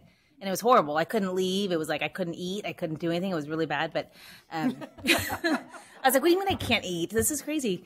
But it was hard. So I just want to put that out there that as someone who's been teaching for a long time and was an English major, I felt like for the first time in all of my test-taking life, I struggled. So, Commissioner Darling Hammond. Pass the test, can she still keep teaching?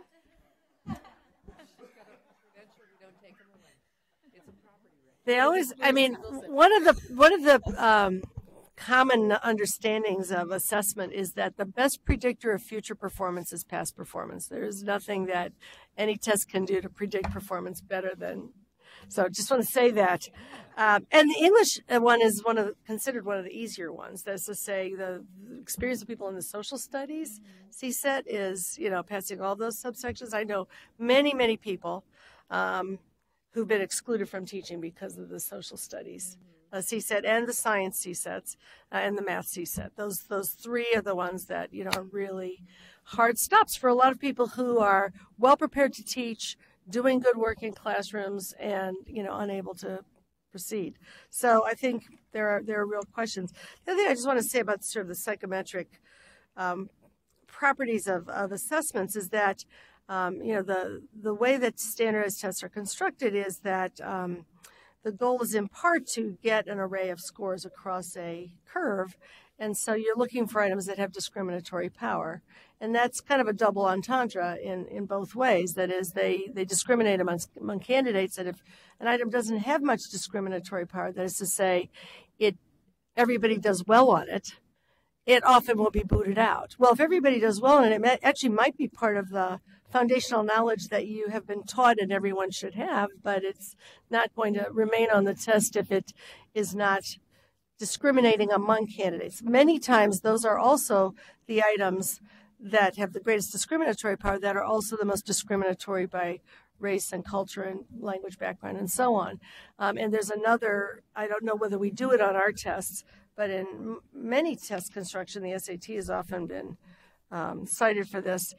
If the group of people who do well on an item, relatively better on an item, is not the group of people who do well on the test in general, those items are also more likely to be thrown out. So there's been a study, for example, that on the SAT, there are a set of items that black test takers do better on than white test takers. Not for any obvious reasons. You could look at the items and you say, I don't know why they would sort that way. Those get thrown out because, in general, black test takers don't do well on the SAT, et cetera.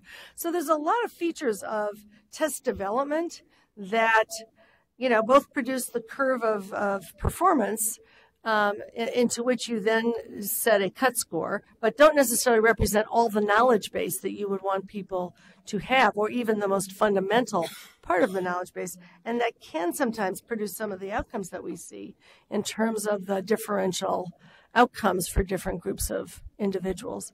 And all of those are, issues that are part of really sort of thinking about what is the consequential outcome of a particular set of tests and policies. In other professions, you typically have a test on the way in and you have a test on the way out, but not 4 or 5 in between.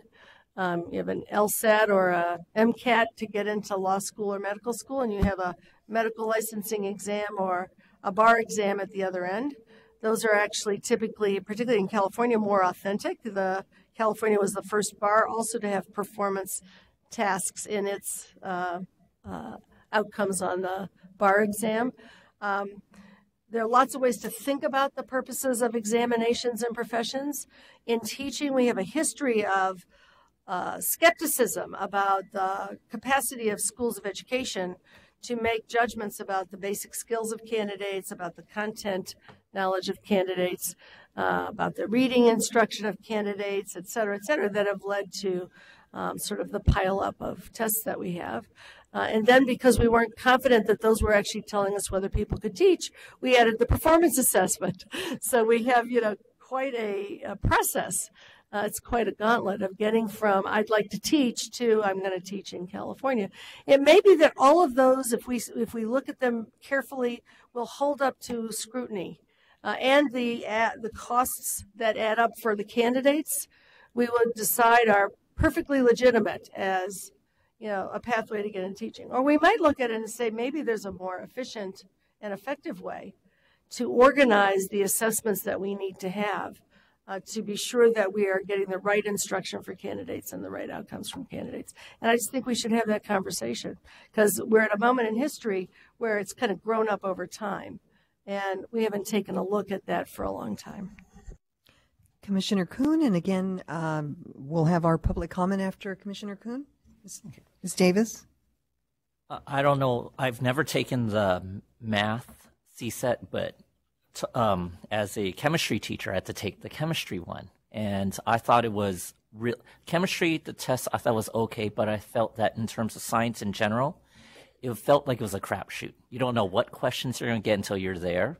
Because for the general science, I still remember I had to take it again because the one and only section that I had to take, that I had to redo was the earth science section. I passed the physical and the biological section, but the earth science, I thought, this is crazy. I'm a geology, geophysics major. I should pass earth science. But the questions were some random specific, at the first time I took it was a random specific question about formation of tornadoes, which I had at the time like, oh, that's not geology to me. It has nothing to do with rocks and the earth. And I had absolutely no clue at that moment. Like, I have no idea how tornadoes were formed. And so when I took it again, it's like, oh, perfect. It was an actual geology question. And of course I did well on that. And it wasn't just my experience. A bunch of science teachers had the same thing. Person at work with people work at with PhDs had said, yeah, I had to take it again. And one woman at our work, she says, I only passed that because they just so happened to ask me my doctoral dissertation specifically on that one topic. If they asked me anything else, I would have not had a clue because they could ask you anything from in earth science from like, why is Pluto, some random, question about that or about tornadoes or earthquakes. You would never know until the day you show up and you get this question. Explain. And you have, by the way, 30 minutes to write a whole essay on this about X. So I'm glad we previously in the last meeting we changed the cut rate for at least for sciences. Well, I don't know anything about math, but maybe that's something that could be looked at at a future time. Anyways, that's just my general comment about it. That maybe the questions are you could be a math major, but you'll be asked something specific you might have learned about, 2 years ago, 3 years ago, and you knew it at that point. But now, write an essay about it, the specific thing, I might not remember. All right. Yes.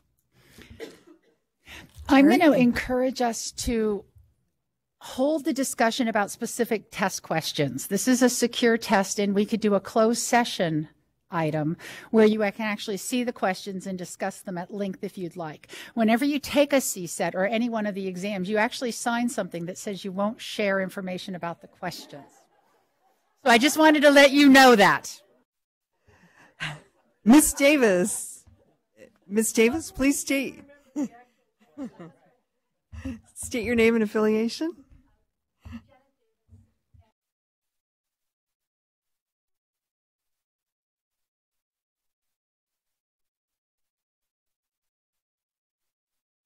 On the CSET multiple subjects.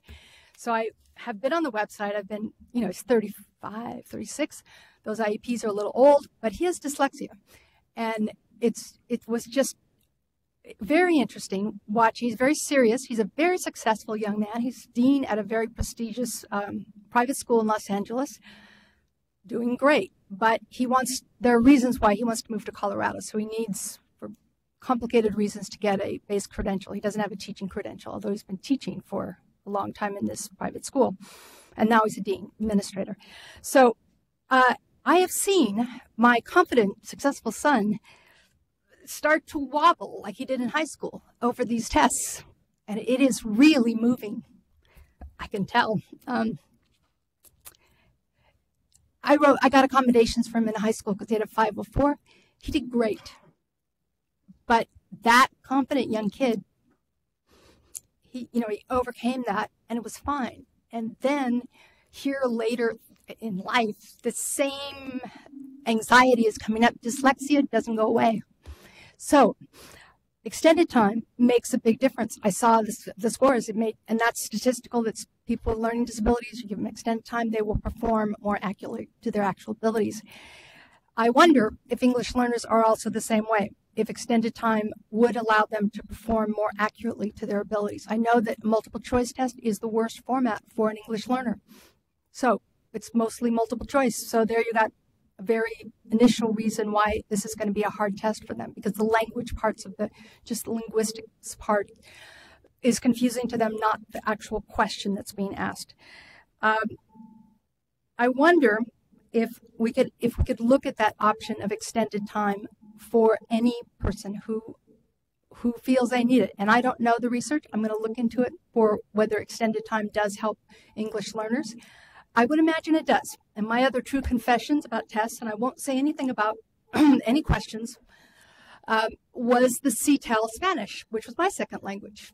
And I passed everything in that whole battery the first time except the essay. And I didn't pass the essay almost. I passed one and didn't pass the second one 9 times. So I got test anxiety. I am a very good test taker. But that test in a second language, it psyched me out. I couldn't do it. I would pass the first test 9 times and not the second time. I almost passed the second one. That is not my Spanish ability because I passed 9 different essay questions. I just couldn't.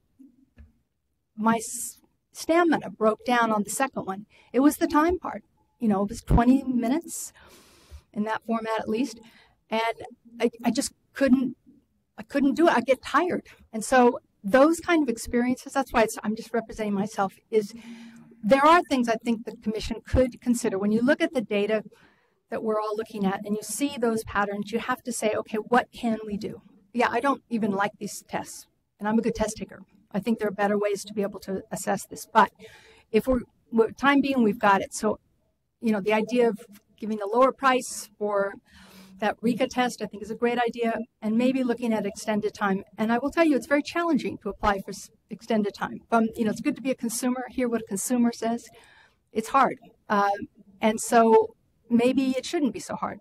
Maybe English learners who don't have learning disabilities, but just have a second language, would be able to perform more accurately. And since what we want really is an assessment of what they can do, and if extended time will allow them to do that, show that accurately, maybe that's something we should consider. Thank you. And we're starting to wrap this up. We have our last public comment. Mr. Scott, please state your name and affiliation. Lynn Scott, COBTE, California Association for Bilingual Teacher Education. Just a point of a question. The English language development single subject, it's not listed under the world languages list. I think it probably could be. Yeah. Okay. That's what the bilingual teacher educators across the state were very influential, and I think part of the creation, maybe Ms. Davis, you can tell me, in creating that or the push for the credential in English language development, because the history had been that anyone who had an English credential, you're teaching at the high school, the principal would slot you in to be the ELD teacher. So there was really this notion that, no, they need a different set of skills. So we were very excited when that occurred. The issue was, though, then it had to fit in with the current structure of CSET. So then, thus, a new CSET examination. So I just want to acknowledge that through the Cal Council, I was very involved with the kind of push for multiple subject to have the waiver options again. So I think whenever we can really look at different possibilities for waivers or how they can meet the competencies other than the CSET, I think that is a positive movement. Thank you. Okay, so seeing no further comments, and this is an information item, right? We will, let's see, thank you, Ms. Polster and Mr. Taylor, for this great information. And we will continue now to item 4G, update on the Commission's program surveys and their use and accreditation. And Ms. Clark is already here. Mr. Taylor? Great, thank you. This item presents an update on the implementation of the Commission's program completer surveys, the Master Teacher Survey, and the Employer Survey, and presents the results of the most recent year of surveys for 2016 and 17. Many of you will remember back in 2015, the Commission began work on strengthening and streamlining its accreditation system, and part of that work was to develop several surveys. There are 8 surveys currently being administered. We have a preliminary multiple subjects completer survey, a preliminary single subject completer survey, a preliminary ed specialist completer survey, a preliminary administrative services completer survey, a clear multiple and single subject completer survey, a clear ed specialist survey, and a master teacher survey and employer survey. Originally, these surveys were administered, most of the completer surveys were administered in 2015, but starting in the fall of 2016, we implemented a new process by which completers were routed directly to the survey at the time they're doing their online application process, and that really, really increased our response rates for the completer surveys. And beginning with the 2016-17 academic year, all of the completer surveys are open pretty much all year. We open them on September 1st and close them on August 31st to run reports based on that data set. The Master Teacher Survey was initially implemented in spring of 2016, and the Employer Survey was launched in October of 2016. The Master Teacher Survey has similar dates, opening and closing September 1st to August 31st as the completer surveys. The Employer Survey is administered in the fall between October and December 31st. Table 1 shows the results statewide for 2017 for the completer surveys. And you'll notice the last two columns represent the percent of statewide respondents so that's the response rates statewide, but then it shows a range of individual program response rates for each of those surveys as well. The master teacher survey and the employer survey are administered separate from the completer surveys. The master teacher survey had a statewide rate in 2017 of 34.5%, and we don't get quite the response rate on this. We rely on programs to get the information to their master teachers about this survey, and then like most surveys, we just wait for everyone to kindly respond. And Can I add one more here too? In prior years, the master teacher survey actually wasn't opened all year long. We actually opened it in the spring. And now that we've opened it from September 1st through August 31st, we've asked each program to send it out to their master teachers when they're to a master teacher for the culminating teaching experience, for the final student teaching.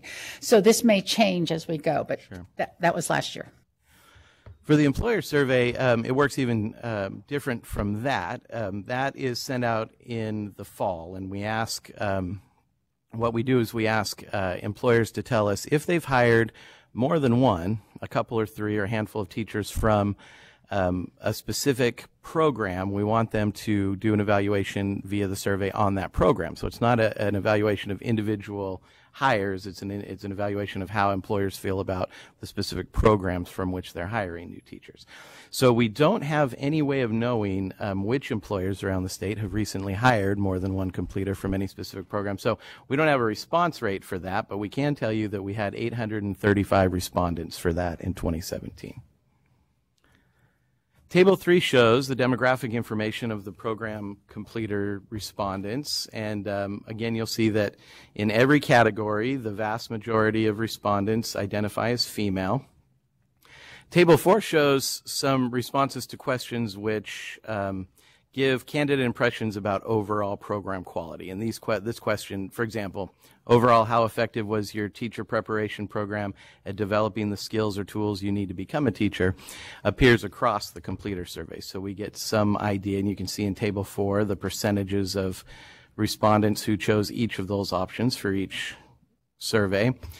And Table 5 shows some more specific selected findings for multiple subject preliminary respondents and for educational specialists preliminary respondents about how well prepared they felt with math knowledge specifically.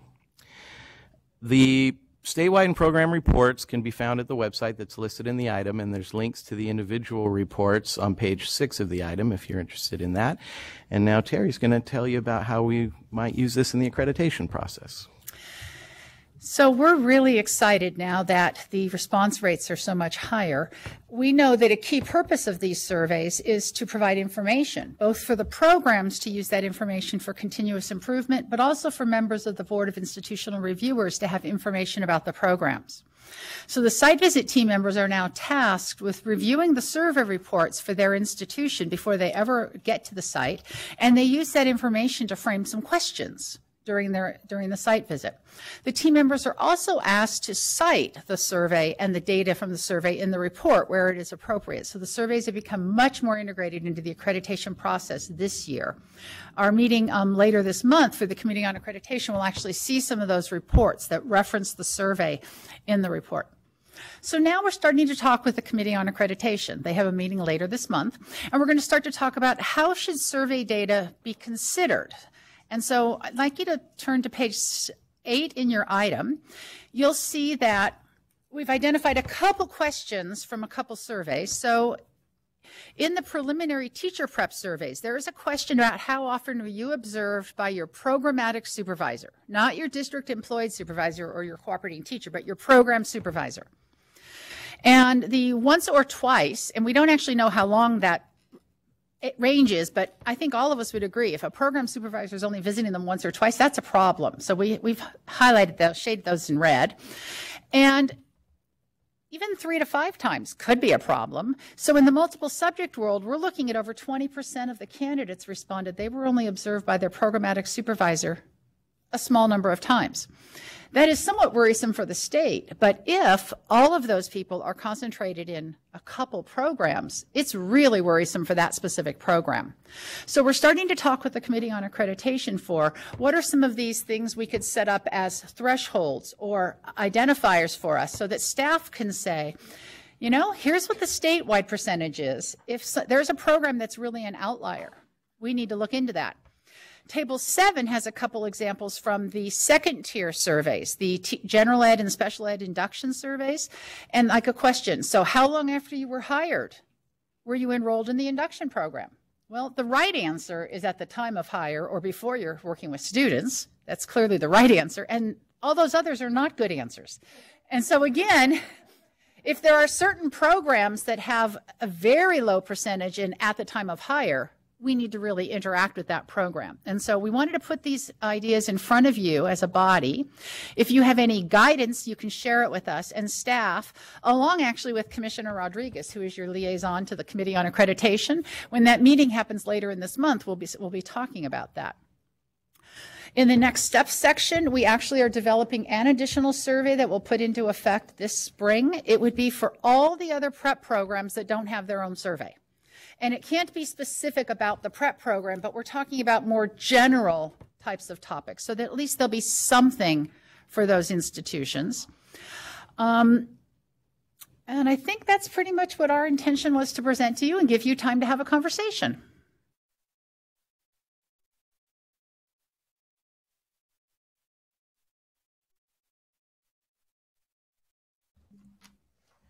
Congratulations. Such a big accomplishment. Yeah, we can. Public comment first.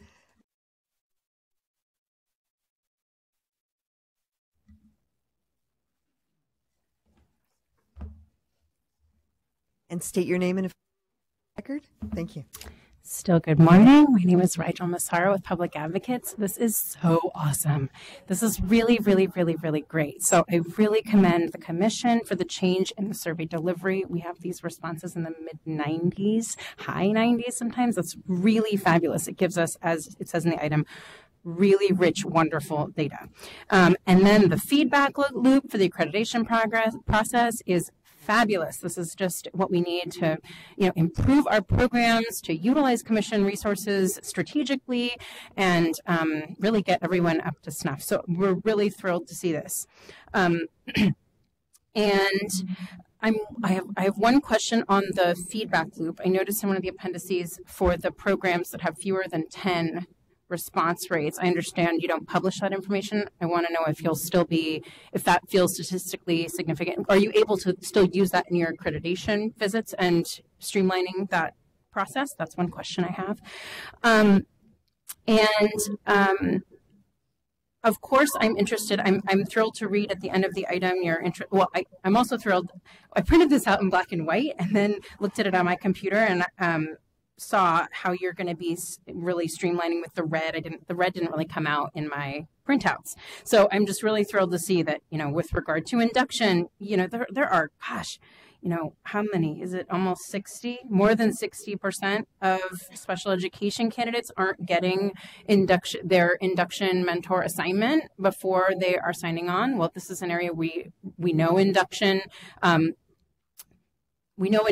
works, right? And in the survey results, if you open those links that are provided, all those questions, it is just really clear that this is a program that makes a tremendous difference for new teachers.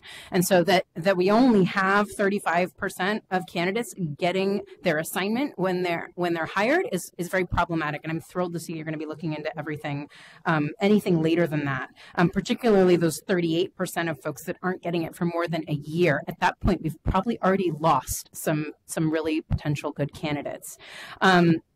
So I'm thrilled to see you're going to be moving the data into the data warehouse in terms of aggregated survey data.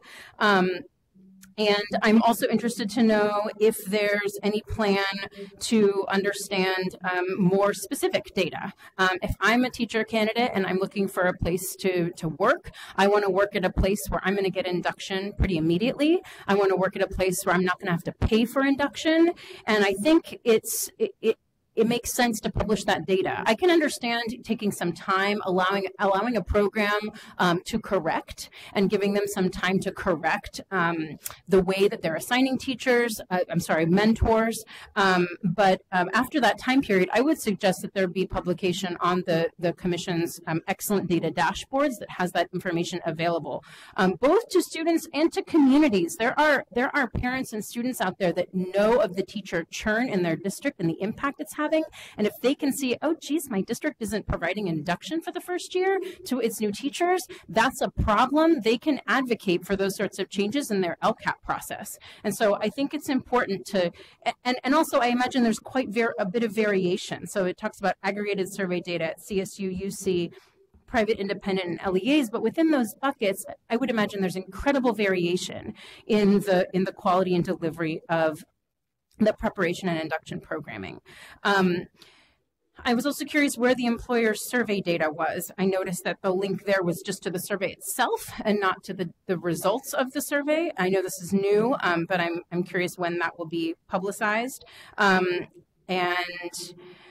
wanted to correct an inaccurate comment I made in my last testimony. I said there were no alternatives to the CBEST. I meant there were no test-based alternatives, non-standardized test alternatives to the CBEST. So sorry about that. I think I've covered all of my comments, but I probably haven't, and I'll go back to my seat and regret not saying something. But that's it for now. Thank you. Thank you.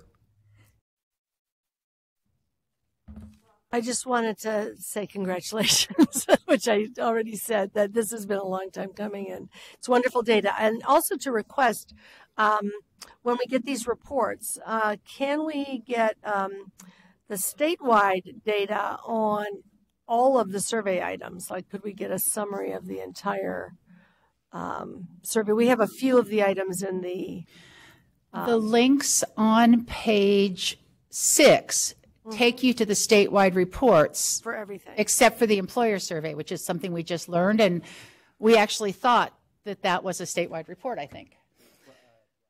So the statewide reports are definitely there, available for each of the surveys. Do you want the data in some other way? Well, I didn't go on that link, so I will do that. I was just hoping to see all the questions answered. Yeah, if you click the link with the overall website, it occurs under background in the beginning of the item, and then again with the individual reports. Okay, great. And there is a statewide report for the employer survey there as well. Okay, terrific. Right. I did want to speak a little bit to Ms. Massaro's comment or question about the reports. And if you go to the appendix, either Appendix B or C, you'll see that there are information there on who got reports. And when we first did this, our policy was there had to be 10 responses. No matter how big the program was, there had to be 10 responses for the institution to get a report. And when we looked at it this year, there were a lot of institutions that did not even have 10 completers.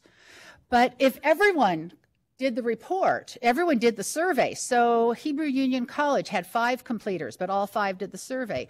High Tech High had 8 completers. Holy Names had 5. Hope International had 7. Well, when all 5, all 8, all 5, and all 7 did the reports, I said, why can't we send them their data? So we had a lot more conversation in the building, and it actually delayed the reports getting out this year. We amended the protocol for getting a report. If you have 5 or more completers, 5 to 10 completers, and 100% of them have done the survey, you get a report. And if anyone who has more than 10 completers who've done the survey, they get a report. So the only institutions that have the program and did not get a report are the ones who have the red asterisk. What we do for accreditation activities is we can look at reports across multiple years. If we can get to the threshold of 10 responses or 5 and everyone who did it over 2 to 3 years, then we can give the team that set of survey results. It's across a number of years, but they will have some of the data. So we really do want to be able to get the data out to people whenever it's possible without identifying any specific candidates. Terrific. I would just note that having just gone into that link, which is wonderfully informative, there are two inferences I would draw that we may want to explore further. One is that on many areas, candidates feel well prepared by their California teacher education institutions, and that's a nice thing. I mean, typically it's 80-90% say I'm well or very well prepared. But there are a few items where, there's a little less confidence, and, outreach to families is one where there's a little more people saying, well, maybe adequately prepared, but not really well prepared, or on some assessment things. So those are areas where, as well, we may want to think about how the accreditation process explores with a wider range of programs the nature of the opportunities that candidates have to learn. So it's wonderfully informative. Thank you.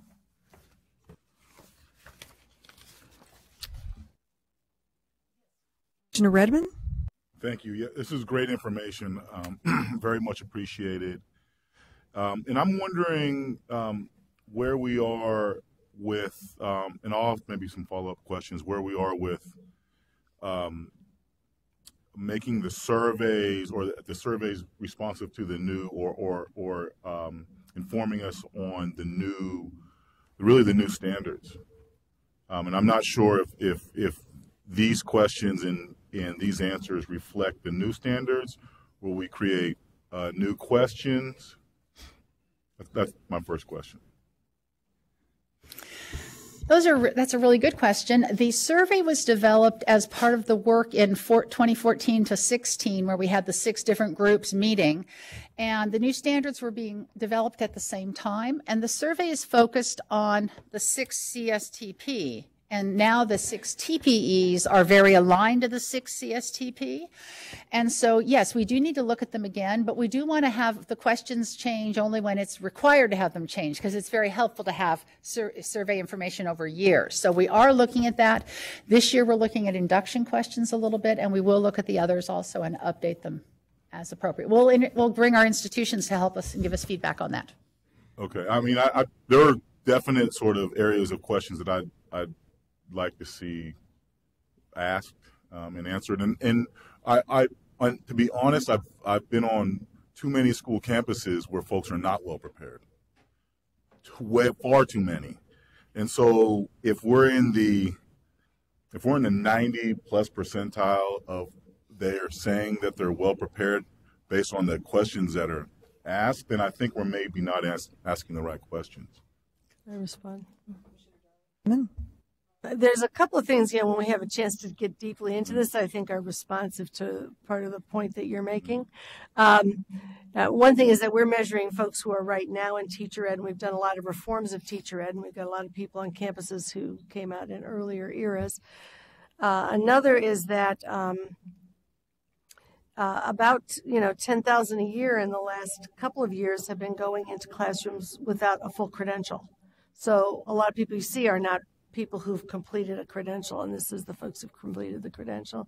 The third thing, though, is that in the clinical work here, the people who feel like their coursework was pretty good are in the 80s and 90s.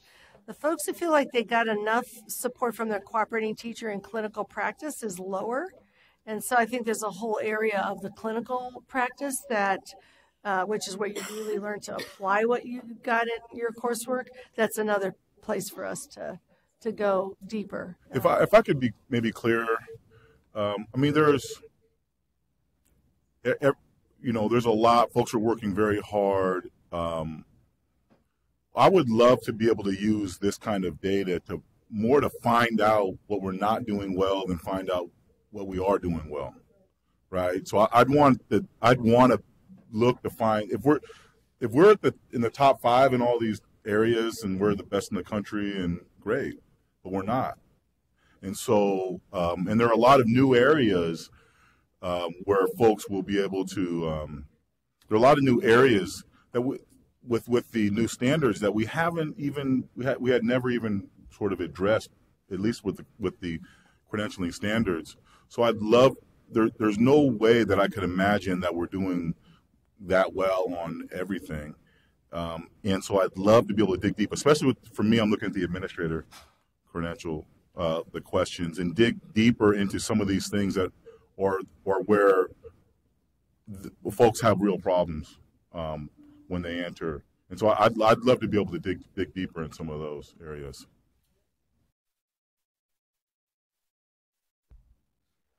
Okay, seeing no further comments, we will adjourn the Educator Preparation Committee.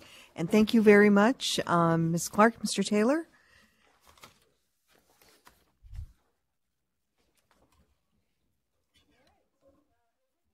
In there a little bit longer without a break. We next have the Legislative Committee. And Commissioner Hind will convene the Legislative Committee. Is that right? Do you have the information?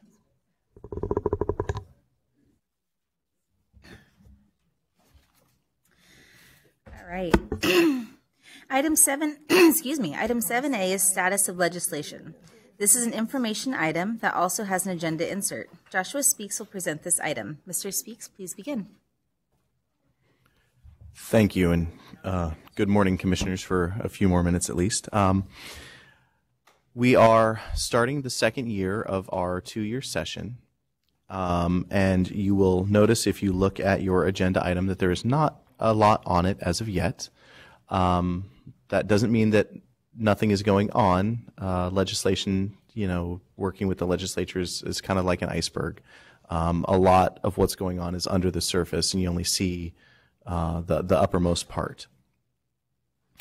Having said that, we have not seen any new bills introduced this year that are of significant impact to the Commission. We've heard a few ideas that are floating around out there, but the actual legislative language hasn't been introduced as of yet. That's not uncommon. The bill introduction deadline is February 16th for this year, and most of the time, I'd say probably the majority of new legislation is introduced in about the last week or so before the deadline. So they still have plenty of time to get ideas into print.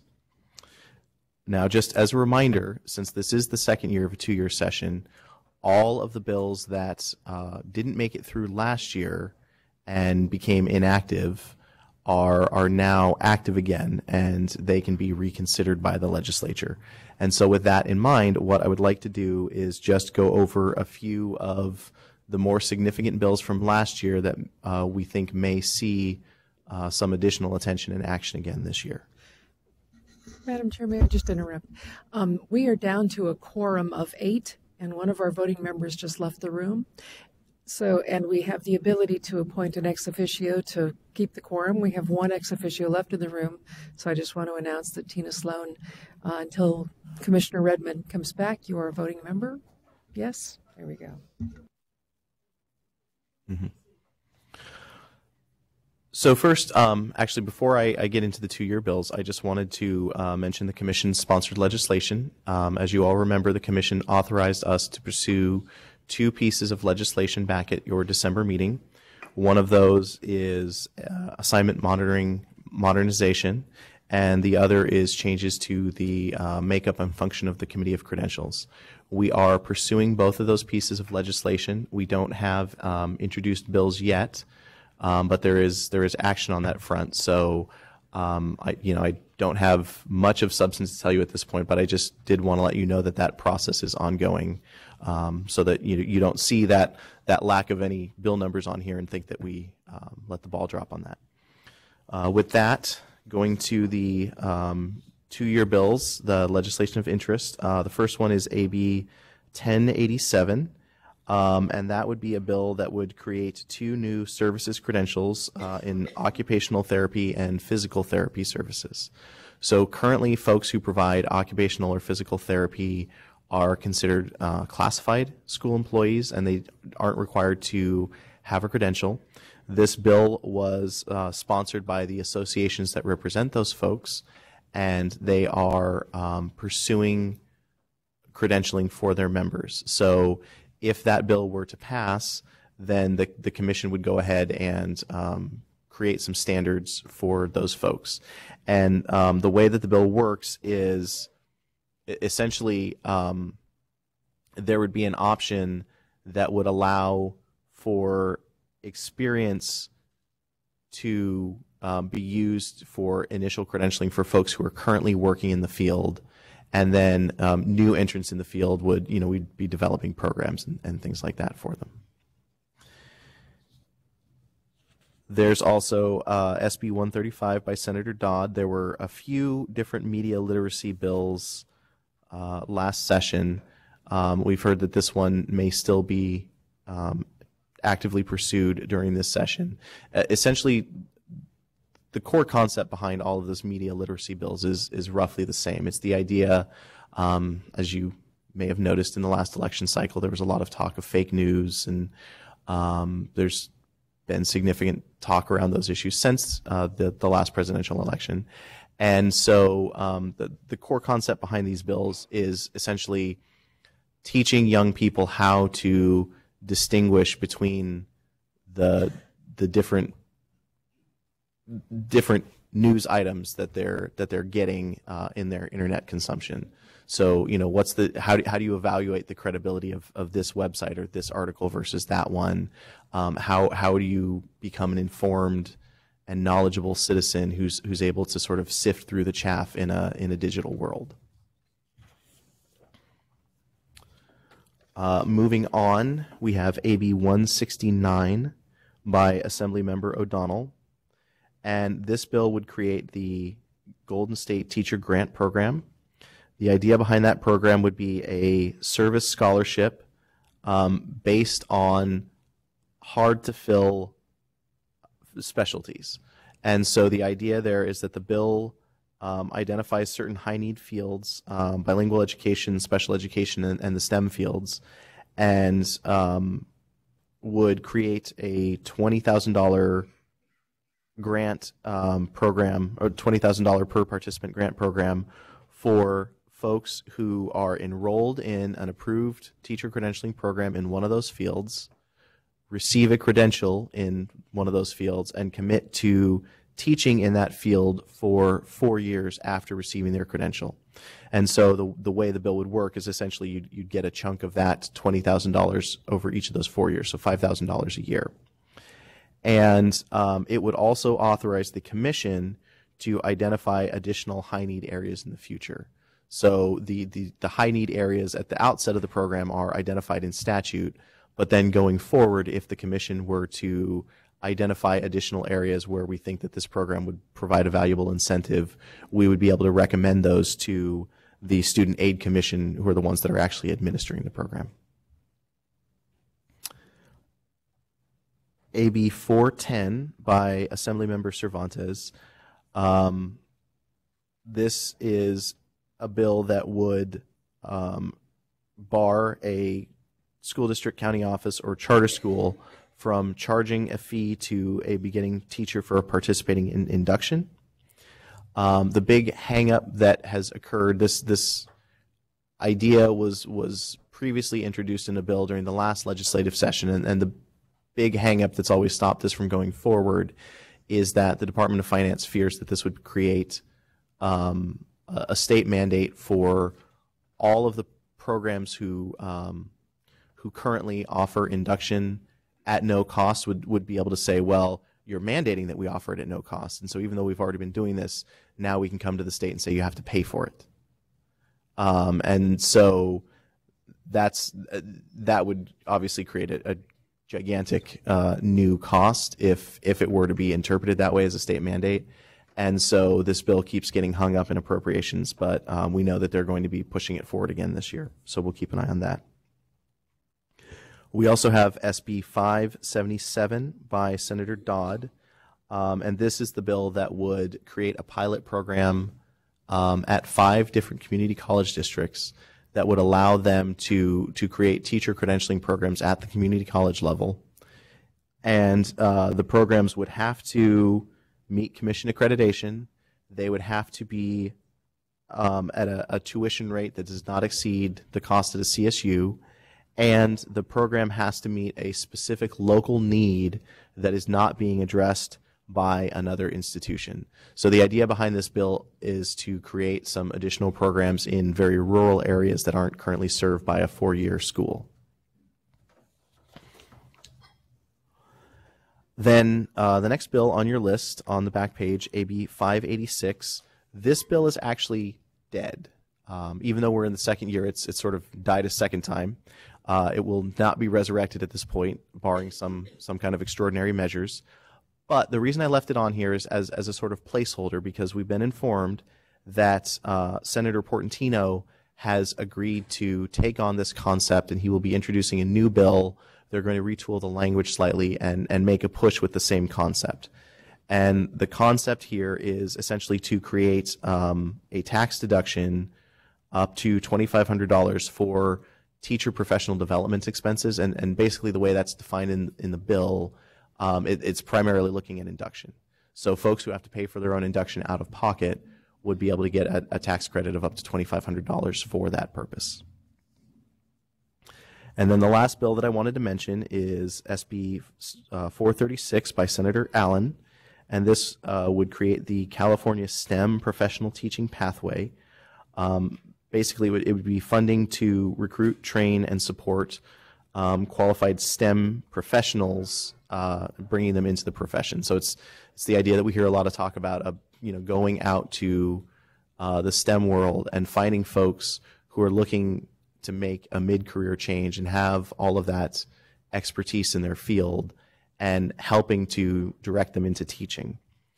And the bill itself does not appropriate any funds, so even if it passed, it would be contingent upon money being appropriated in the Budget Act. And that funding would go to the California Center, who we've had in here on several occasions to talk about their work. It would go to them, and they would be the ones in charge of creating that new teaching pathway.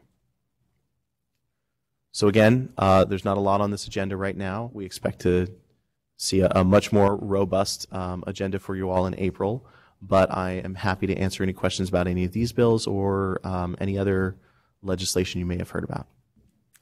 Okay, thank you. I have no public comment cards. Are there any questions or comments from commissioners? Commissioner Klatt? I have a question about Senate Bill 135, the media literacy bill. And I'm thinking about it in terms of credentialing. I'm not aware of, and I might be just missing something, but I can't think of a curriculum or a set of standards that we have that doesn't correlate with a credential that we offer, like a single subject credential. And so I'm thinking about how these standards would be implemented to students, particularly in the middle and high school grades. Do we have any thought about, would it be English teachers, social studies teachers? I could see it falling into both of those. And if so, would these teachers be qualified to teach it? Is this a different credential? Maybe it's a teacher librarian setup. So I don't know if there's been discussion about that, if you can share. Right. I think at this point, if the bill were to pass, then they would have to, the Instructional Quality Commission would have to go about recommending standards that would then be adopted by the state board. And so a lot of the determination as to where this might fit in terms of credentialing would be contingent upon what those standards actually are. So if we were to identify that there's some significant areas of overlap, say with the social sciences credential, then it would make sense to nest it there and to make any necessary changes to what we expect social science teachers to be able to their standards once we've seen what's adopted by the state board.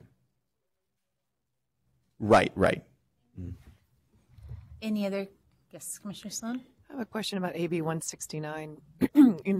Originally in the Apple Grant program, the program not only included high needs areas but high needs schools. Do you know the reasoning behind just having high needs areas at this point and not schools? I think that part of it is the Legislative Analyst's Office over the last few years, whenever there have been sort of discussions about the teacher shortage and ways to address the teacher shortage, one of the things that they have been hammering over and over again is that the teacher shortage is not a statewide shortage. It is a shortage in specific fields, in specific regions, things like that. And so whether you fully agree with them on that particular take, that's something that they've been preaching to the legislature quite a lot over the last few years. And so I think that this was an effort to target something a little bit more narrowly, the same way that, you know, the governor's January budget proposal has the money for special ed, and that we've seen more proposals that have been targeted more specifically at one particular piece of the problem. Mm-hmm. And how is this looking, in your opinion, at this point? Well, again, this bill, like the Allen bill, it doesn't actually appropriate any funds in the bill itself. It makes it contingent on an appropriation by the legislature. So that makes the bill itself a little bit easier to pass, but it also means that that you have to sort of both work at it through the budget process and work at it through the standard legislative process. I know that that Senator O'Donnell believes in this and is, you know, planning to put some real emphasis on this. So I would not be surprised to see the bill itself pass. The bigger question will be whether funds are appropriated in the Budget Act. I hope so. I hope the message is coming through loud and clear that one of the single most ways that we can support people going into the teaching profession is supporting them financially to go into the teaching profession. So I hope it does. Anything else from commissioners? Okay. No action is needed on this item. Thank you very much, Mr. Speaks. And this concludes the business before the Legislative Committee. The committee is now adjourned. And I'd like to reconvene the general session and move to agenda item 2J, interview and recommendation of members alternates for the Committee of Credentials. And this is the ad hoc committee report. The ad hoc committee recommends to the full commission the appointment of Beverly Young to serve in the public member position of the Committee of Credentials effective immediately. For those who don't know the inside joke, Beverly served on this commission for a long time. The committee also recommends the appointment of Dana Morellini to serve in the elementary teacher position effective July 1st, 2018. The ad hoc committee further recommends that Heidi Chipman be appointed as an elementary teacher alternate. I move to approve the recommendations of the ad hoc committee. Is there any further discussion? Hearing none, all those in favor say aye. Any opposed? Motion carries. Next is agenda item 2K, report of the closed session agenda. Vice Chair will read that report. Okay. Staff briefed the commission on the case of Kathleen Carroll versus CTC and no reportable action was taken. The commission granted the following petitions for reinstatement: Ann Clark, Ann Farmer. The commission denied the following petitions for reinstatement: Jose Brito, Michael Mooney, Terry Sherman. The commission rejected the administrative law judge's proposed decision in the matter of Paul Dahl and voted to issue its own decision. A decision and order will be will be considered at the next commission meeting for adoption. The commission ordered a 30-day delay for staff preparation of the decision. The commission rejected the administrative law judge's proposed decision in the matter of Maria Reyes. A decision and order will be considered at the next commission meeting for adoption. The commission ordered a 30-day delay for staff preparation of the decision. The commission adopted the following proposed decisions: James Cathy III, Alina Dudding, Amethyst Garner Zilk, Paul Lovall, Andrew Prouse. The commission adopted the decision and order in the following matters: Cheryl Chambers, Peter Hefner, Marcella Menses. The commission granted the following requests for reconsideration and sustained its previous decision: Jason Allen, Wendy Boeck, Roque Burrio Jr., William Carter, Rupa Dillip, Susanna Gomez, Troy McCormack, Adrian Moore. The commission denied the following requests for consideration: Marcus Mendez, Carlos Valencia. The commission discussed consent calendar items number 2, Brian Baggett, number 52, Christina Valnez, and number 58, Stephen Martin Nunez, and accepted the recommendation of the Committee on Credentials. The Commission discussed consent calendar item number 122, Brad Grant, and rejected the proposed consent determination. Commissioner R. Rodriguez recused himself from the following matters: Broke Burrio Jr. and Susana Gomez. Okay. Item 2L is new business. The bi-monthly agenda is presented for information. Are there any audience presentations? And seeing none. Not a member of the audience, but just as we bring this meeting to a close, I want to thank you all for your thoughtful participation in a very robust agenda. And I really want to thank the people sitting right behind you for their efforts to bring it forward. And I want to step out of normal character and recognize that at least 2 of them have birthdays this week. That would be Terry Clark, whose birthday was Monday, and Michelle Peralt, whose birthday is today. So, happy birthday. All right. There we go. There we go. Happy birthday to you. Happy birthday to you. Happy birthday, dear Michelle. Happy birthday to you. We knew we'd get singing into this meeting one way or the other. I now adjourn the February 2018 meeting of the Commission on Teacher Credentialing. The next meeting is April 12th and 13th, 2018.